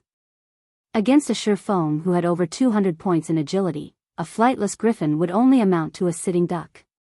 Following which, Shi Feng constantly shuttled around the griffin, sending streak after streak of black radiance stabbing into the griffin's body. However, Shi Feng only used basic attacks throughout all this. This way he would not be affected by the awkward movements consequent to using a skill, which would hinder his ability to dodge. Moreover, Shi Feng's attacks were extremely accurate. Every one of his attacks would land either on a vital point of the griffin or at a joint that would affect the griffin's movements, making it even harder for the griffin to strike him. Although every hit Shi Feng landed only caused around -400 damage, after a dozen or so seconds passed, the ferocious griffin fell. System: Griffin defeated. First trial completed. Rewarding 100,000 EXP and 5 free mastery points. Proficiency of all skills increased by 50 points. System: First trial cleared. Do you wish to start the next trial? The trial even rewards free mastery points. How wonderful! When Shi Feng saw the rewards he received, a faint smile appeared on his face. After sheathing the abyssal blade and the demon bane back into their scabbards, he clicked yes to start the next trial. Although the monsters of the trial were indeed powerful, they were barely worth mentioning when compared to Shi Feng's attributes and equipment. He cleared it, and with such ease as well. Not bad. Although he hasn't yet officially become a Tier 1 swordsman, his combat power is already at that tier. It is only natural that he is able to kill the griffin. If this continues, he should be able to get through the first 3 trials without any problems. From the 4th trial onwards, however, things won't be as easy anymore. That's right. The 12 trials would undergo a change in level once every 3 trials. The monsters would also receive a huge increase in combat power between levels. The 1st to 3rd trials will be basic level, while the 4th to 6th trials will be intermediate level, the 7th to 9th trials will be the advanced level, and the 10th to 12th trials will be the peak level. My bet is that the kid will hit his limit once he reaches the 5th trial. The people within the Eternal Throne were all apex powerhouses, and their eyes were well tempered by experience. After watching only one of Shi Feng's battles, they could already make a relatively clear judgment. Indeed, just like the big shots of the War God's Temple had guessed. The stage for the second trial was a sylvan setting, and Shi Feng's opponent this time was the moon-howling silver wolf.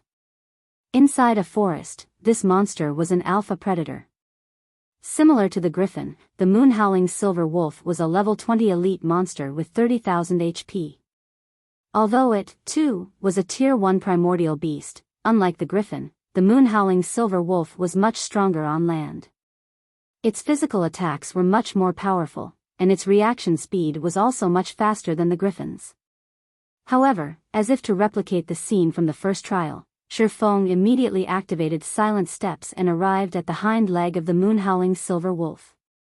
Again, similar to the time with the griffin, Shi Feng slashed his swords down at the wolf's hind legs, crippling them and greatly reducing the monster's movement speed. Following which, Shi Feng simply kited the moon-howling silver wolf with the blazing meteor. Before 30 seconds had passed, the moon-howling silver wolf fell. System: moon-howling silver wolf defeated. Second trial completed.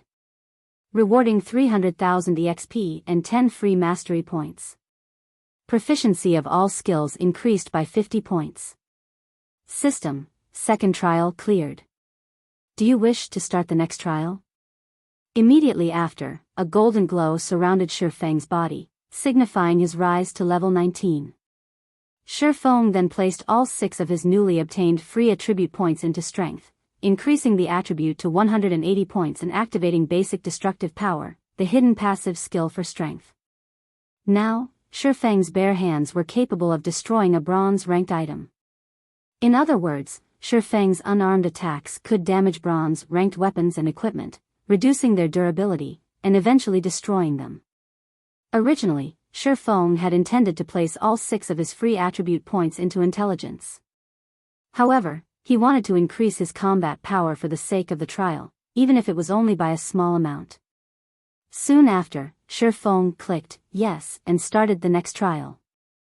The third trial's monster was a blue-eyed spider, while the stage for the third trial was a location completely befitting a spider, inside a dark cave. Fortunately, there was no change to the blue-eyed spider's level despite Shi Feng's rise to level 19. Similar to the previous 2 monsters, it was a level 20 elite monster with 30,000 HP. However, the blue-eyed spider was much stronger than the moon-howling silver wolf, though not in terms of attack power and movement speed. Instead, the blue-eyed spider had its highly potent venom and its tough and sticky silk. It also possessed superb eyesight. Even if its surroundings were pitch black, the blue-eyed spider would still be able to see clearly, as if it were daytime. Moreover, its eyes also provided it with a 360-degree field of vision without any gaps in between. Shi Feng carefully looked around. Even if he possessed extraordinary strength, his range of visibility was limited to a maximum range of 5 yards. Meanwhile, the blue-eyed spider could easily spot any attempt Shi Feng made to attack from a distance of 30 to 40 yards, making the situation extremely unfavorable for Shi Feng.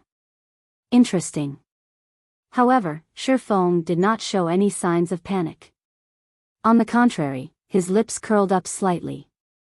If it were any other player here, they might have to fight a bitter battle if they did not possess any supportive tools. Unfortunately, not me. Suddenly, a deep blue flame appeared in Shi Feng's hand, lighting up the surrounding area. The scorching flame also caused the freezing temperatures inside the cave to rise sharply. Nevertheless, this was still not the end.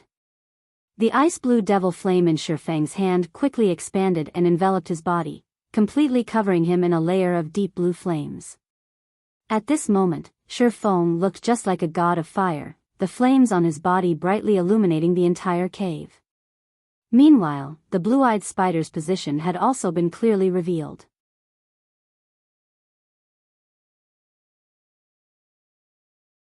Chapter 289, Silver-Eyed Lion King. The blue-eyed spider lived in darkness all year round. Hence, its eyes, which were accustomed to the dark, could not adapt at all when the dazzling flame suddenly illuminated the entire cave. The blue-eyed spider was just like a frightened little rabbit. Suddenly, the blue-eyed spider, which had previously had the upper hand, was placed in an unfavorable situation.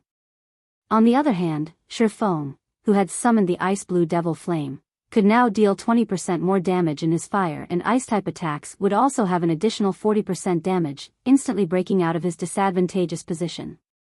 While the blue-eyed spider was still incapacitated, Shifeng used silent steps and arrived over 20 yards behind the eight-legged monster.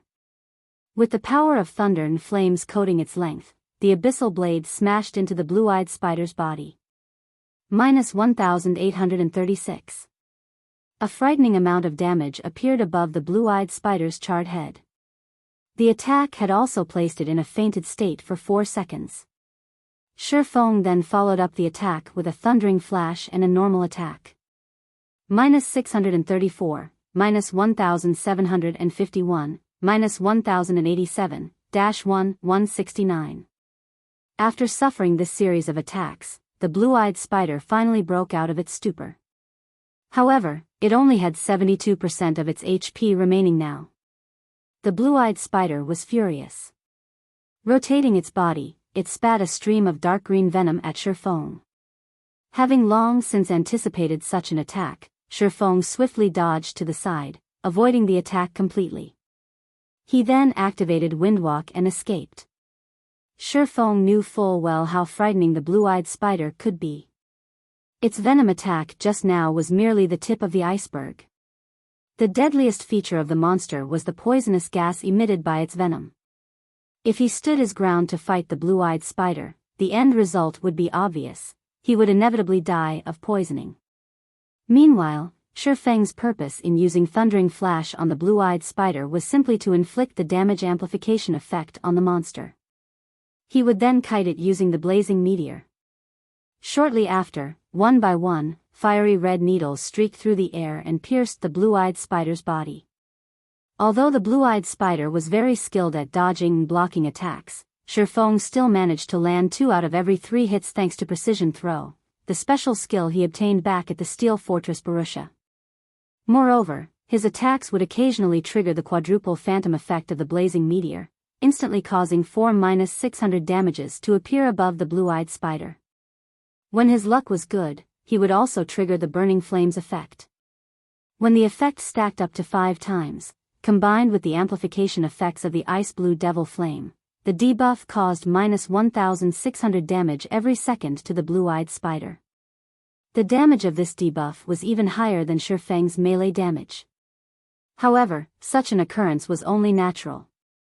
Although magic weapons were amazing, before they were fully released, they would still be far from comparable to a pseudo-extraordinary item. Meanwhile, aside from venom attack, the only other ranged attack the blue-eyed spider possessed was Silk Bind. However, these 2 skills were simply superfluous when used against Shifeng. Shifeng simply made an effortless sidestep to dodge these attacks, and with a flick of his wrist, he would send yet another needle into the blue-eyed spider. Following which, the blue-eyed spider's HP bar constantly decreased. 62%. 45%. 33%. 20%. Within a few moments, the blue-eyed spider died at Shifeng's hands as well. System: Blue-eyed spider defeated. 3rd trial completed. Rewarding 1 million EXP and 10 free mastery points. Proficiency of all skills increased by 100 points. System: 3rd trial cleared. Do you wish to start the next trial?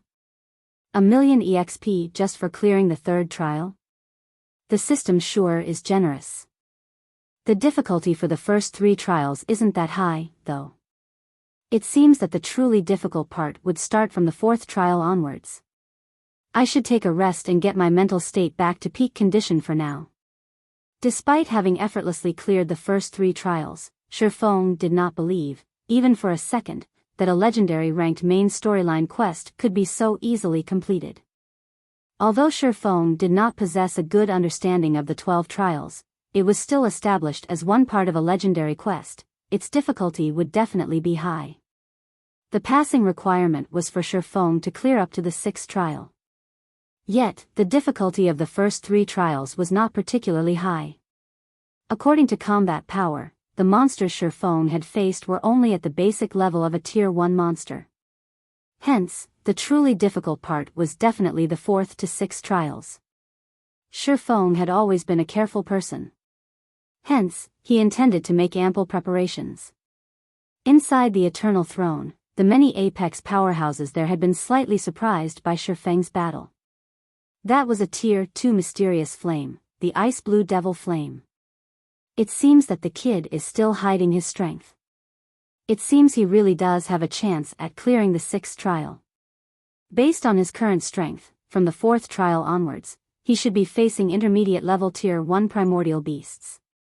In terms of combat power, the kid is already at the intermediate level of Tier 1. Since the primordial beast that would appear in the 6th trial will be at the peak of intermediate Tier 1, he should have a 30% chance of defeating it with his current combat power. The big shots sitting in the silver thrones unanimously acknowledged Shifeng's potential. After resting for more than 10 minutes, Shifeng discovered an interesting matter. Although he could not use any potions or magic scrolls, he could still eat food made from cooking to boost his attributes. It was a good choice to let Violet Cloud continue pursuing the chef subclass. Shifeng smiled. After Zero Wings Workshop was established, Shifeng had given Violet Cloud a very high salary. The salary was much higher than what Violet Cloud earned from selling her cooking products. There was no need for her to continue on the path of a chef.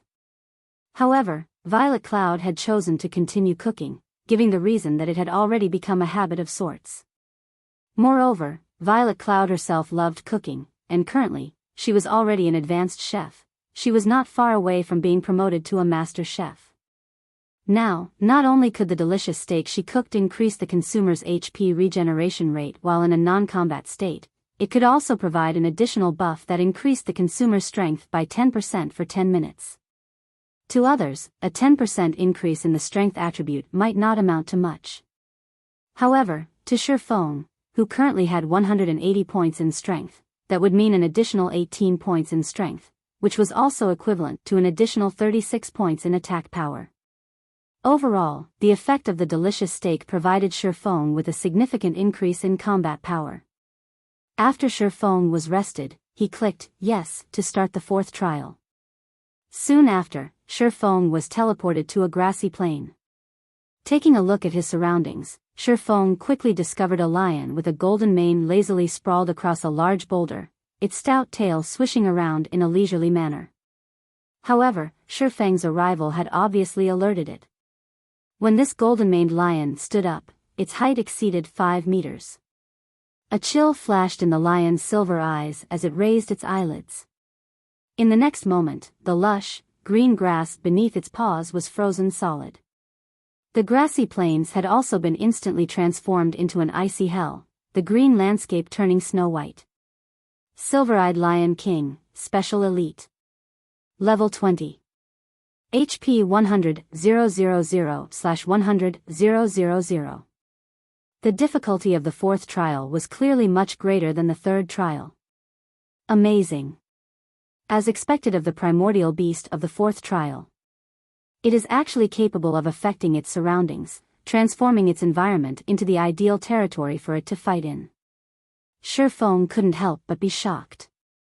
Even with his 10 years of experience playing God's Domain, Shifeng had very rarely encountered such a monster. However, the icy hell had minimal effect on Shifeng. After activating the Ice Blue Devil Flame, the icy hell instantly returned to its original state. Just like that, the silver-eyed lion's environmental advantage was easily vanquished by Shifeng. Although the silver-eyed lion had lost its advantage, its innate strength and destructive power was still high. With a swipe of its paws, a large pit was formed in the grassland and gravel flew all over the place. Before Shifeng could get a good grasp of the situation, he was hit by the shockwave ensuing from the impact of its claws and instantly lost 621 HP. What terrifying strength! Just the shockwave of its attack could already deal over -600 damage to me. If I received a direct hit from its claws, the damage will definitely be in the thousands. Although Shi Feng had been caught off guard by the silver-eyed lion, he did not freeze in place. Immediately, he activated Windwalk and escaped.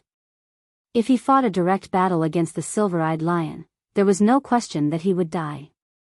Although Shi Feng could avoid the silver-eyed lion's claws in a head-on confrontation, if its claws battered the ground just like before, the resulting shockwave would propagate over at least an 8-yard radius. Shi Feng would have no way of dodging the shockwave at all. Also, Shi Feng only had a little more than 2,400 HP in total. He would last only a few hits at best.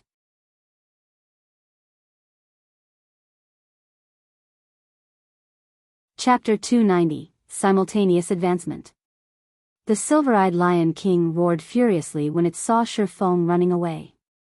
Focusing its eyes on Shi Feng, the silver-eyed Lion King abruptly pushed against the ground with its robust and powerful legs.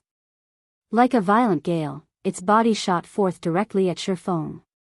Unfortunately for it, in terms of speed, Shi Feng had a clear advantage over the silver-eyed Lion King. The distance between Shi Feng and the silver-eyed Lion King gradually grew as the chase continued. However, if Shi Feng started his kiting maneuver, the silver-eyed Lion King would quickly close this distance.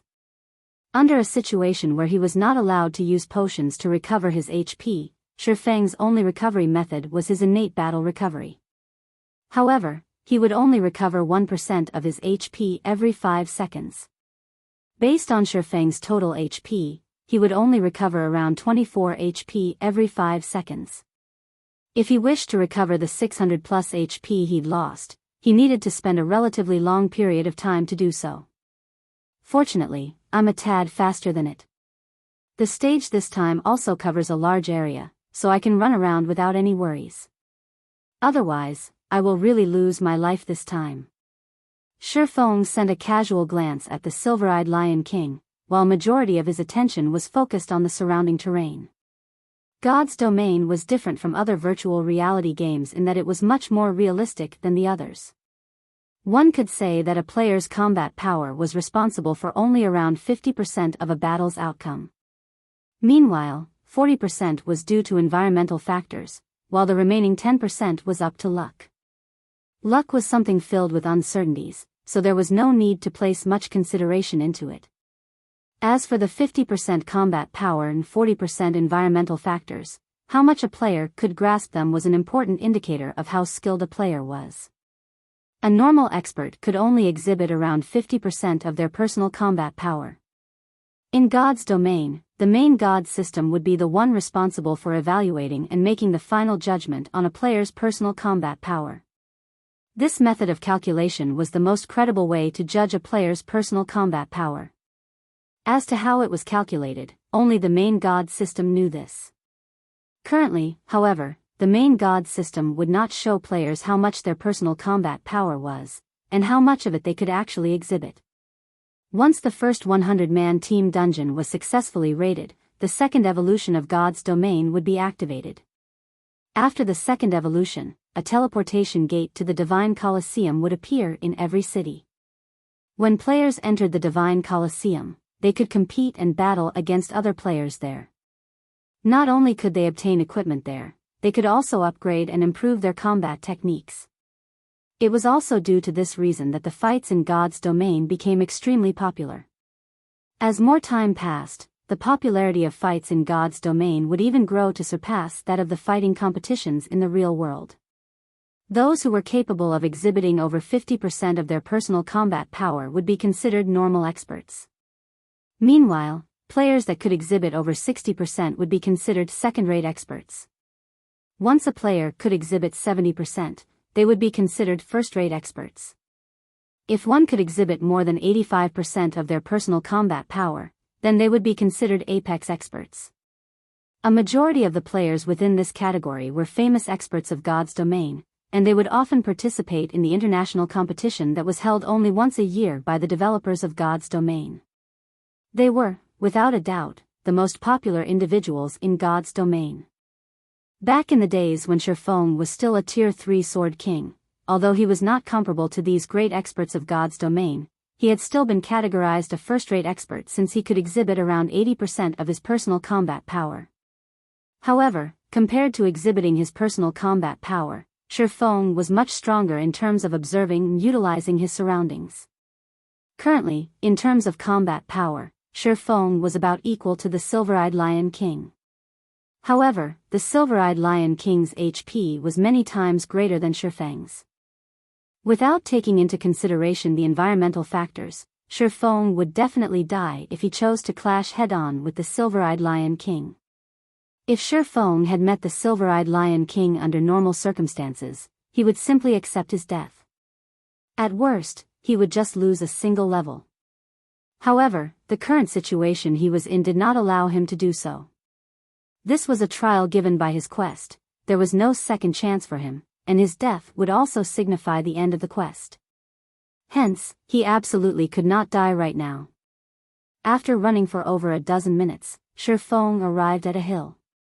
As for the Silver-Eyed Lion King, it was still far from catching up to Shi Feng. Shi Feng wandered around this hill for a while and eventually discovered a cliff. Immediately, Shi Feng's eyes glowed and his lips curled up in a smile. At last, I found the key to victory. Shi Feng chuckled lightly. He then activated Windwalk, dashing towards the edge of the cliff.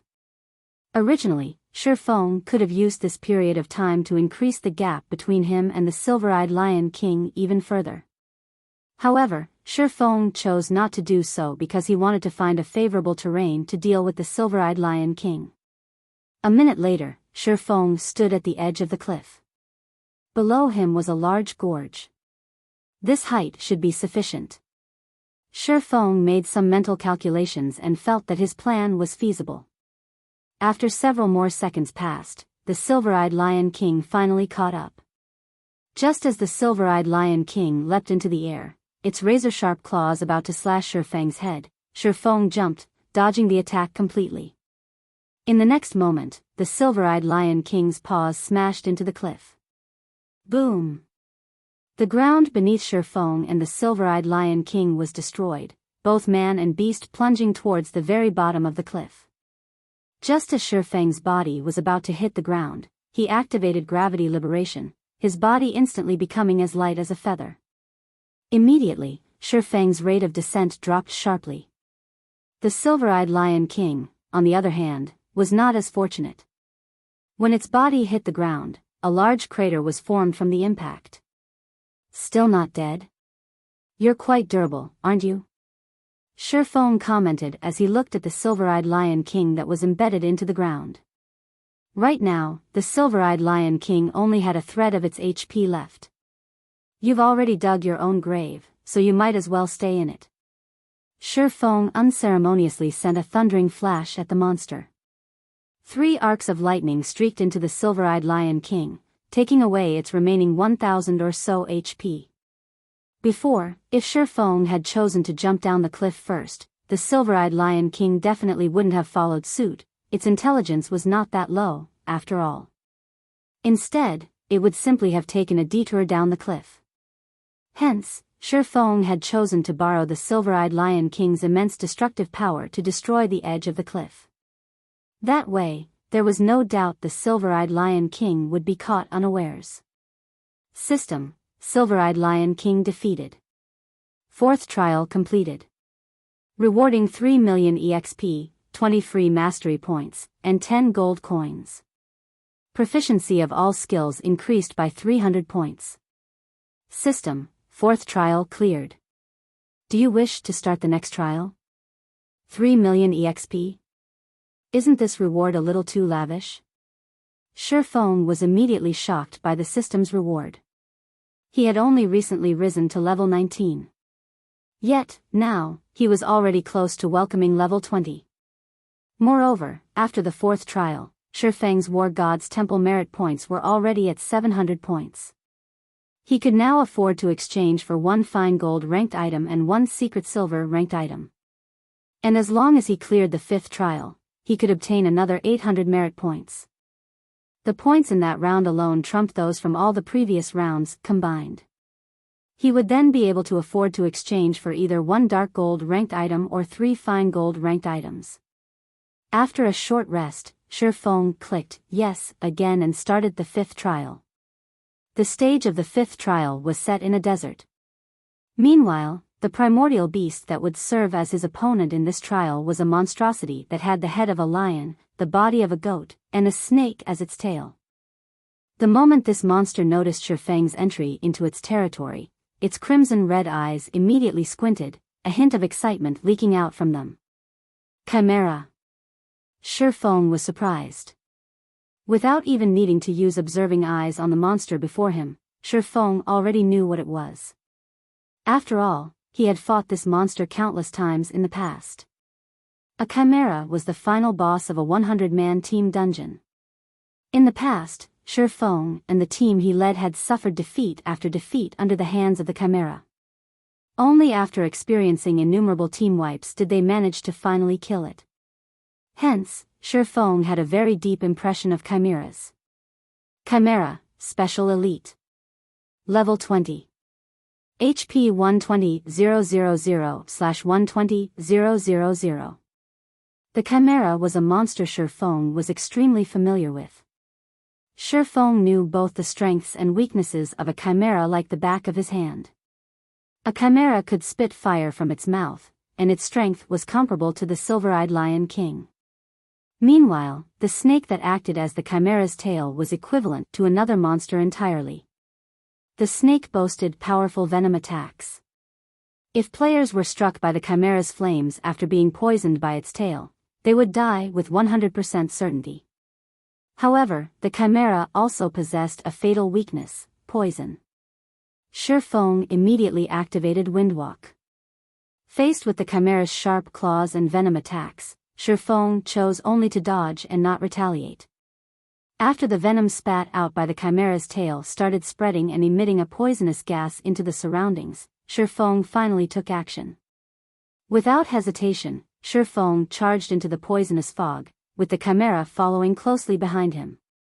The moment Shifeng stepped into the poisonous fog, he was inflicted with a poison debuff, losing 200 HP every second. However, Shifeng paid no mind to the debuff. After he ran out of the poisonous fog, he spun his body around and threw the blazing meteor. When the blazing needle entered the poisonous fog, the vivid green fog instantly turned into a dark green. Immediately after, an explosion occurred. The explosion promptly sent the chimera, which was still standing inside the poisonous fog, flying. The monster lost over 10,000 HP from the explosion, and it was placed in a momentary crippled state. Taking advantage of this change, Shifeng launched a barrage of attacks at the chimera. By the time the chimera had recovered from its crippled state, Shifeng had already taken an additional 6,000 or so HP away from it. Furious, the chimera charged at Shifeng, while the latter started evading the chimera's attacks once more, biding his time while he waited for the next poisonous fog to form. After repeating this process several times, the battle finally came to an end. Although Shifeng had only around 400 HP remaining, the chimera had already fallen at his feet. System: Chimera defeated. 5th trial completed. Rewarding 6 million EXP, 20 free mastery points, and 10 gold coins. Proficiency of all skills increased by 300 points. System: 5th trial cleared. Do you wish to start the next trial? Immediately, Shifeng's experience bar rose to 62% of level 20. He was not far away from reaching level 21. Although Shifeng was slightly stronger now after allocating his free attribute points, he still felt that the next trial would be extremely dangerous. If not for the fact that Shifeng was familiar with the chimera's habits, he would have definitely died in the 5th trial. Meanwhile, the monster in the 6th trial would definitely be much stronger than the chimera. It would be fortunate if the monster that appeared in the 6th trial was something Shifeng was familiar with. However, what would he do if it was a monster he had never seen before? Most likely, death would be his only ending. Shifeng would not rely on luck to decide such an important matter for him. Hence, Shifeng did not immediately start the 6th trial after he was rested this time. Instead, He called out his attribute panel, choosing to use the free mastery points he had reserved all this time. One-handed sword mastery. Intermediate apprentice swordsman. Mastery points required, 50. Damage when using a one-handed weapon increased by 15%. Advanced apprentice swordsman. Mastery points required, 100. Damage when using a one-handed weapon increased by 20%. Basic swordsman. Mastery points required, 150. Damage when using a one-handed weapon increased by 30%. There is a 5% chance for a qualitative change to occur. Intermediate swordsman. Mastery points required, 200. Damage when using a one-handed weapon increased by 40%. There is a 10% chance for a qualitative change to occur. Normally, even after players were promoted into a Tier 1 swordsman, their one-handed sword or two-handed sword mastery would only be at the intermediate apprentice swordsman rank. Meanwhile, Shi Feng had received a total of 65 free mastery points from clearing the first 5 trials. In addition to the points he had received from completing quests and the points that were rewarded once every 5 levels, he now had a total of 168 in used free mastery points. After Shi Feng used up all his free mastery points, his one-handed sword mastery had reached the rank of a basic swordsman. However, Shi Feng was still not satisfied with this result. Following which, he retrieved the level 20 Dark Gold ranked Purgatory's Shadow, which he had previously bought at the Blackwing auction house, from his bag and swapped out the level 15 Demon Bane. Let's start the devouring process, then. Shi Feng looked at the pitch-black abyssal blade in his hand. He then offered the 10 level 15 mysterious iron weapons, which he had prepared at an earlier date, and the level 15 Demon Bane as sacrifices to upgrade the abyssal blade. Although it was unfortunate that he did not possess 10 level 15 secret silver weapons to use as a sacrifice, the legendary quest was of utmost importance. He could not afford even the slightest misstep, and it was necessary for him to utilize all available avenues.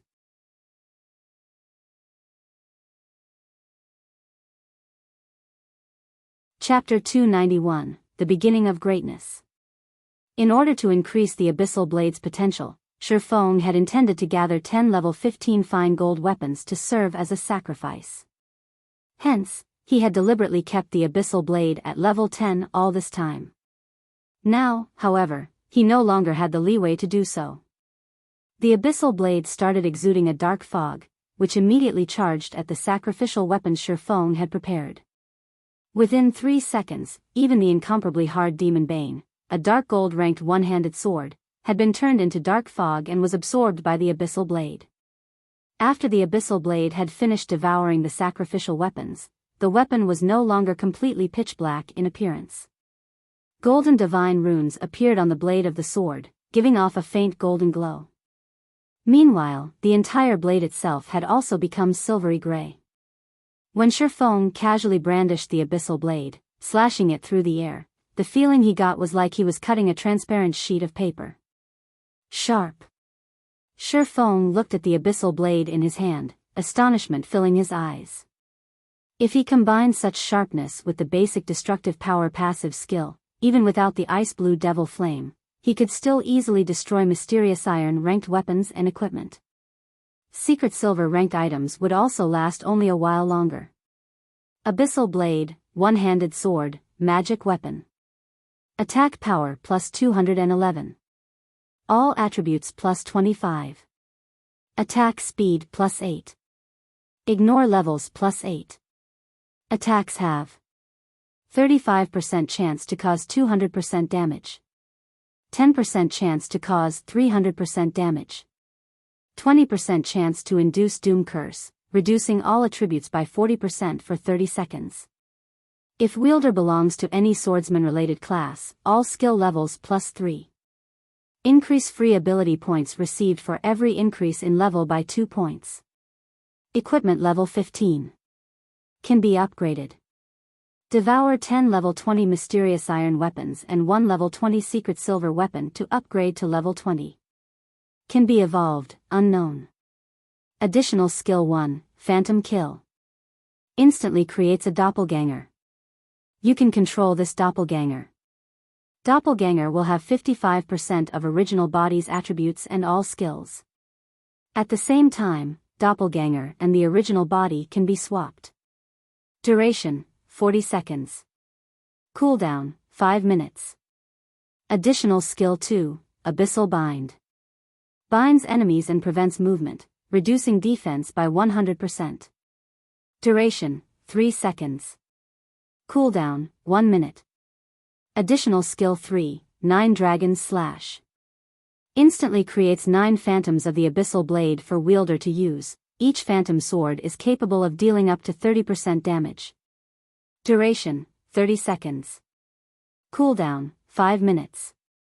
Additional skill 4, Dark Violent Dance.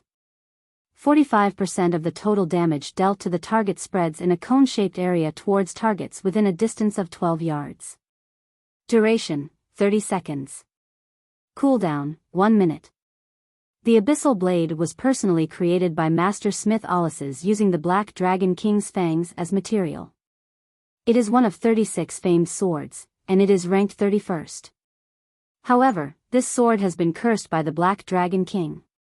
Aside from providing the wielder with immense strength, there will be a backlash every period of time.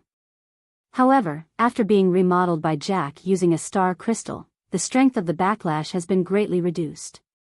If the wielder is unable to suppress the backlash, the wielder will receive the curse of the Black Dragon King, permanently reducing all attributes by 50%. Unable to be dropped. Unable to be traded. As expected of a magic weapon. Even though only 10 mysterious iron weapons and 1 dark gold weapon were used as its sacrifice, its new attack power is even higher than a dark gold weapon of the same level. This attack power could already rival a dark gold ranked two-handed sword.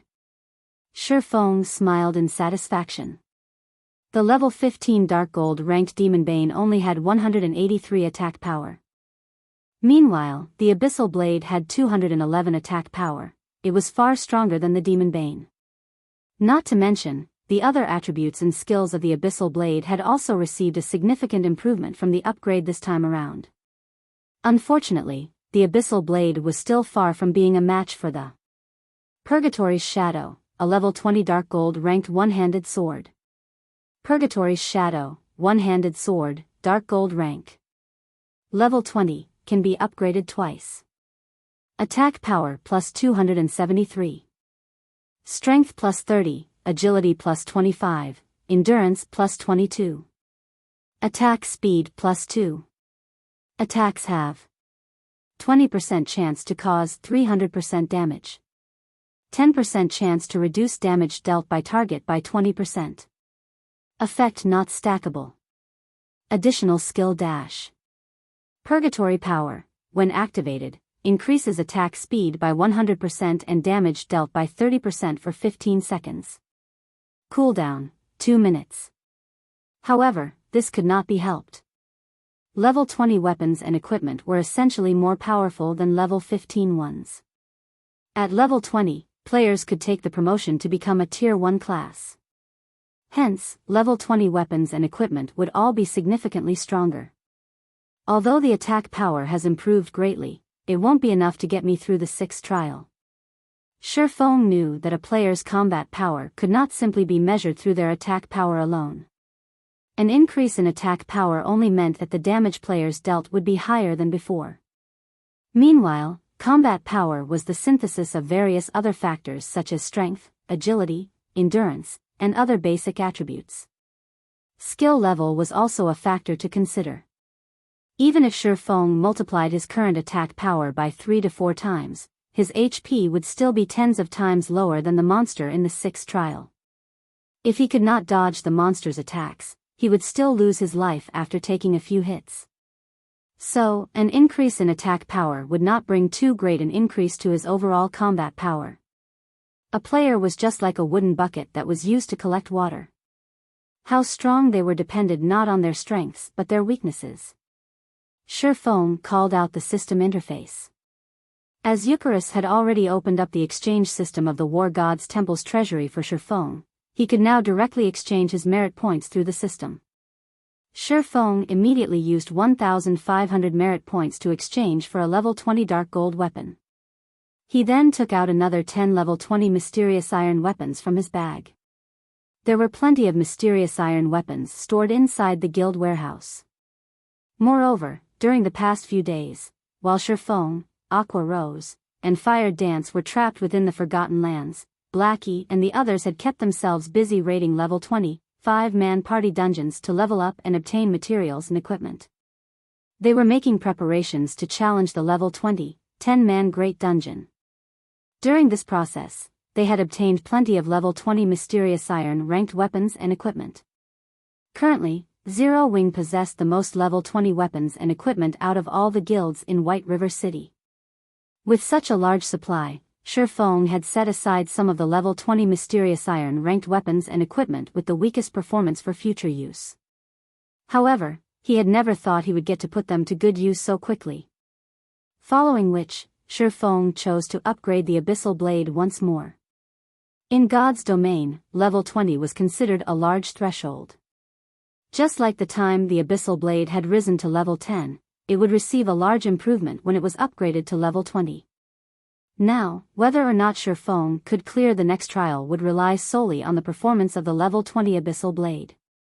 The devouring process this time was clearly different from when the Abyssal Blade got upgraded to level 15.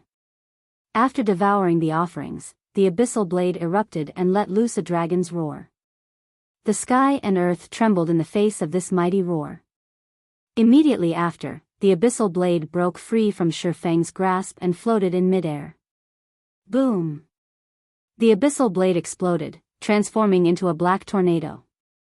The surroundings went deathly still as if with bated breath. As the black tornado dissipated, a gigantic figure emerged in its place. This figure was none other than the phantom of the Black Dragon King that Shi Feng had previously seen. However, compared to the first time Shi Feng had seen it, the phantom that appeared this time was much more vivid. Moreover, the destructive aura it emitted was far stronger than before. Even when he was faced with the apex powerhouses back at the Eternal Throne, Shi Feng had not been so scared. Of course, this disparity was also due to the fact that those big shots had been intentionally suppressing their auras. At this moment, the Black Dragon King's phantom, which was several hundred meters in height, actually turned to look at Shi Feng and revealed a human-like sneer. Soon after, the phantom dissipated and transformed back into the Abyssal Blade. As the sword landed, its blade stabbed deep into the earth before Shi Feng, with only its hilt remaining above ground. Some time passed before Shi Feng gradually recovered from his stupor. He then slowly extended his hand and pulled out the Abyssal Blade. The appearance of the Abyssal Blade had greatly changed after being upgraded. The entire sword was now silvery gray in color, and it exuded a faint, black aura of death. The image of a black dragon could also be seen fading in and out of existence on the blade of the sword. Meanwhile, the image of a dragon had also been carved out of the hilt of the Abyssal Blade. There were small black chains wrapped around the hilt as well, seemingly acting as a seal for the dragon. Have I just done something I shouldn't have? Shi Feng wondered, laughing bitterly as he looked at the lifelike dragon sculpture. Everything was playing out just as Faust, the legendary character Shi Feng had met back at the Star River Valley, had said. A magic weapon was a double-edged sword.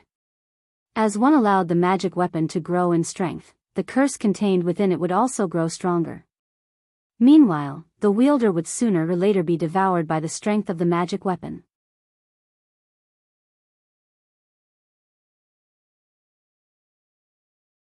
Chapter 292, Black Emperor. Extraordinary strength comes from an extraordinary will. This was the only advice Faust had given Shi Feng. After Shi Feng grasped the Abyssal Blade, which had undergone a huge change in its appearance, he could fully feel the terrifying strength contained within the sword itself. It was like the sword was alive. Shi Feng could even feel pulsations when he gripped the hilt of the Abyssal Blade. It felt as if the Black Dragon King was roaring inside the Abyssal Blade and likely to break through its seals at any given time. Such powerful attributes. When Shi Feng checked the attributes of the Abyssal Blade, he couldn't help but secretly marvel at them. The Abyssal Blade was definitely the best weapon below epic rank Shi Feng had seen. Even the Blazing Meteor, which had been crafted by the forging genius Celiora, was not its match. Currently, based on the Abyssal Blade's attributes, it would not be an exaggeration to label the sword a pseudo-extraordinary item. Provided that he could continue upgrading it, it would reach the epic rank standard before long. Abyssal Blade, one-handed sword, magic weapon.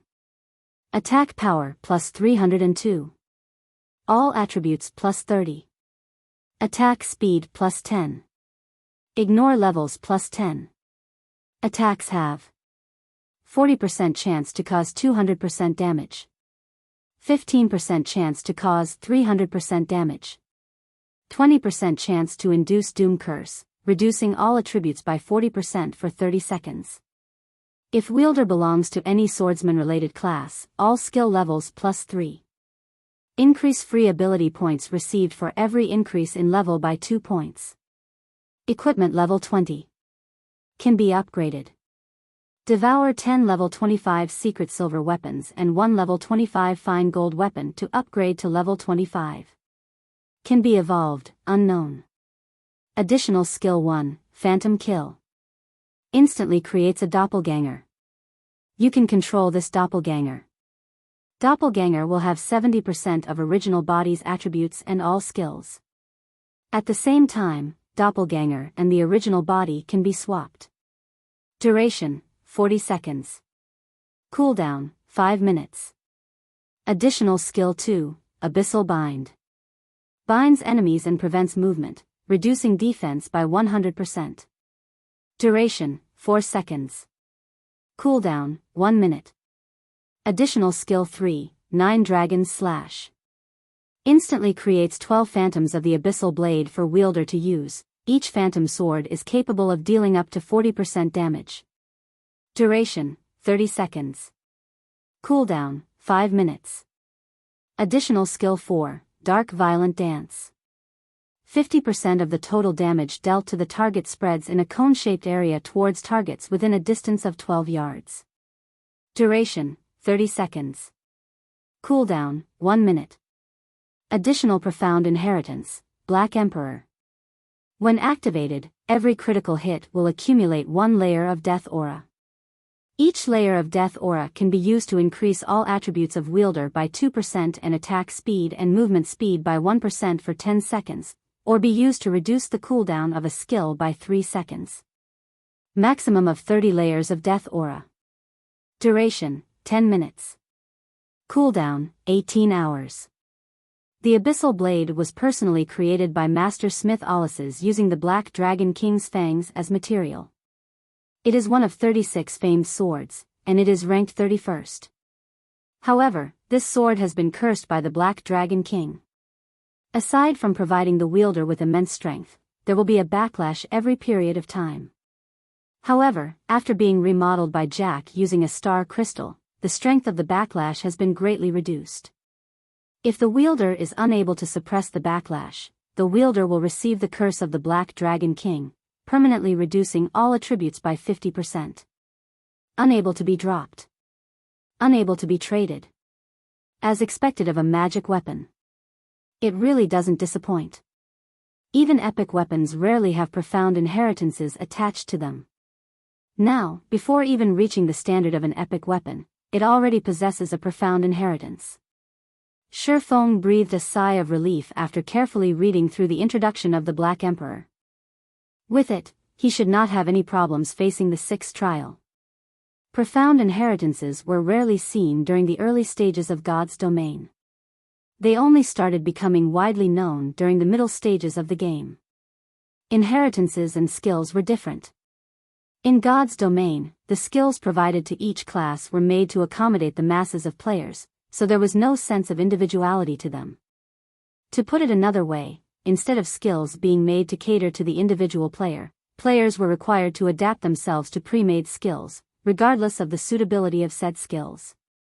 Meanwhile, inheritances could be used by players to create their own unique method of attacking, allowing more freedom in their fighting styles. It could also further increase a player's combat power. The most basic of inheritances in God's domain would enhance a player's skills, such as increasing the skill's damage or altering the effects of said skill to allow a more flexible fighting style. As for the more advanced inheritances, not only would they alter a player's skills, they could also increase a player's attributes.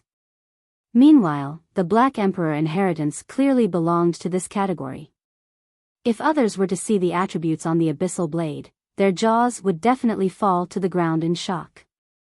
Some would even harbor thoughts of owning it for themselves. An organization like Underworld, which had been continuously gathering all kinds of powerful items, would definitely not hesitate to use unscrupulous means to take possession of the Abyssal Blade. In today's society, virtual gaming had already become one of the world's main forms of entertainment. The emergence of God's domain had further solidified the position of virtual reality games in people's lives. Currently, the average person would spend close to half of their day living inside God's domain. It was also due to this reason that players all wished to live a better and more respectable life in God's domain. After all, life in God's domain was just like another part of their own lives. However, unlike their lives in the real world, their lives in the virtual world were much purer and simpler. Generally, they only needed good weapons, equipment, and influence in the game. At this current age, players' pursuit of virtual items was no less than women's pursuit of luxury goods. After all, in the eyes of average players, weapons and equipment were the representation of strength. Gorgeous-looking weapons and equipment that allowed one to have amazing damage output were all the envy of average players. High-level weapons and equipment were symbols of strength in God's domain, and countless players pursued them. It was also the reason why many players were willing to spend hundreds and thousands, and sometimes even tens of thousands of credits to purchase these powerful items. Some wealthy youths that were born with a golden spoon would even spend several millions without blinking just to obtain a powerful item. These people were willing to go to such lengths because, with powerful weapons and equipment, they could experience the pleasure of being superior to others. In the case of a magic weapon like the Abyssal Blade, it wouldn't be impossible for it to sell for an astronomical price of several tens of millions. Shurfeng recalled that 1 year after God's domain's official launch in the past, a legendary item had appeared in the world auction, which was held in the real world. At that time, the legendary item had been sold off for 60 million credits. The price had thoroughly shocked the entire world. Shortly after the auction, however, the person who sold the legendary item immediately regretted that decision. There was only a limited number of legendary items throughout the entire God's domain, and every single one of them was considered a strategic weapon by guilds. Just by owning one, a player could easily get through their Tier 4 or even Tier 5 class promotions. Meanwhile, the value of a Tier 5 powerhouse could reach up to tens of billions of credits. The reason being, when a guild gave birth to a Tier 5 powerhouse, the guild would have the ability to conquer 2 or 3 additional cities that could each hold a population of several million people. Of course, the Abyssal Blade was still incapable of rivaling a legendary weapon at present. It wasn't even at the level of an epic weapon yet. However, it was what Shurfeng currently needed the most. For Shurfeng, several hundred points of additional attributes weren't as beneficial a powerful skill. And the Black Emperor inheritance just happened to fit the bill. Shurfeng had learned many powerful skills. However, all of them possessed the same fatal weakness, all of them possessed explosive power, but none of them possessed any staying power. Maybe this weakness wouldn't be a problem when these skills were used inside a dungeon or against players with poor equipment. After all, when going against players with poor equipment, Shurfeng did not even need to use up all the skills in his arsenal to finish them off. He could simply overwhelm them with superior attributes, and not even techniques would be required.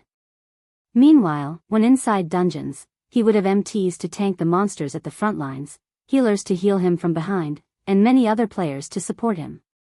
He only needed to survive and wait for the cooldown of his skills to end before starting the next volley of attacks. But when fighting against monsters or players that were equal in strength with him, just a short burst of damage would not carry him to victory. Without sustainability, he would be trampled by his opponent after his short burst. Just take Absolute Heaven for example. When he had ambushed Shurfeng, after his series of attacks had been defended against by Shurfeng, the only other thing Absolute Heaven could do was to escape. Unless Absolute Heaven had a method to take advantage of his opponent's weakness, only death awaited him.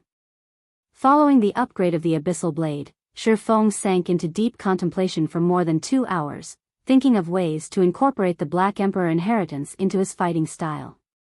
Now, he felt much more confident about clearing the 6th trial. Let's see what kind of monster is awaiting me in the 6th trial, then. Shi Feng revealed a faint smile. Stretching his finger, he tapped yes on the system interface and started the next trial.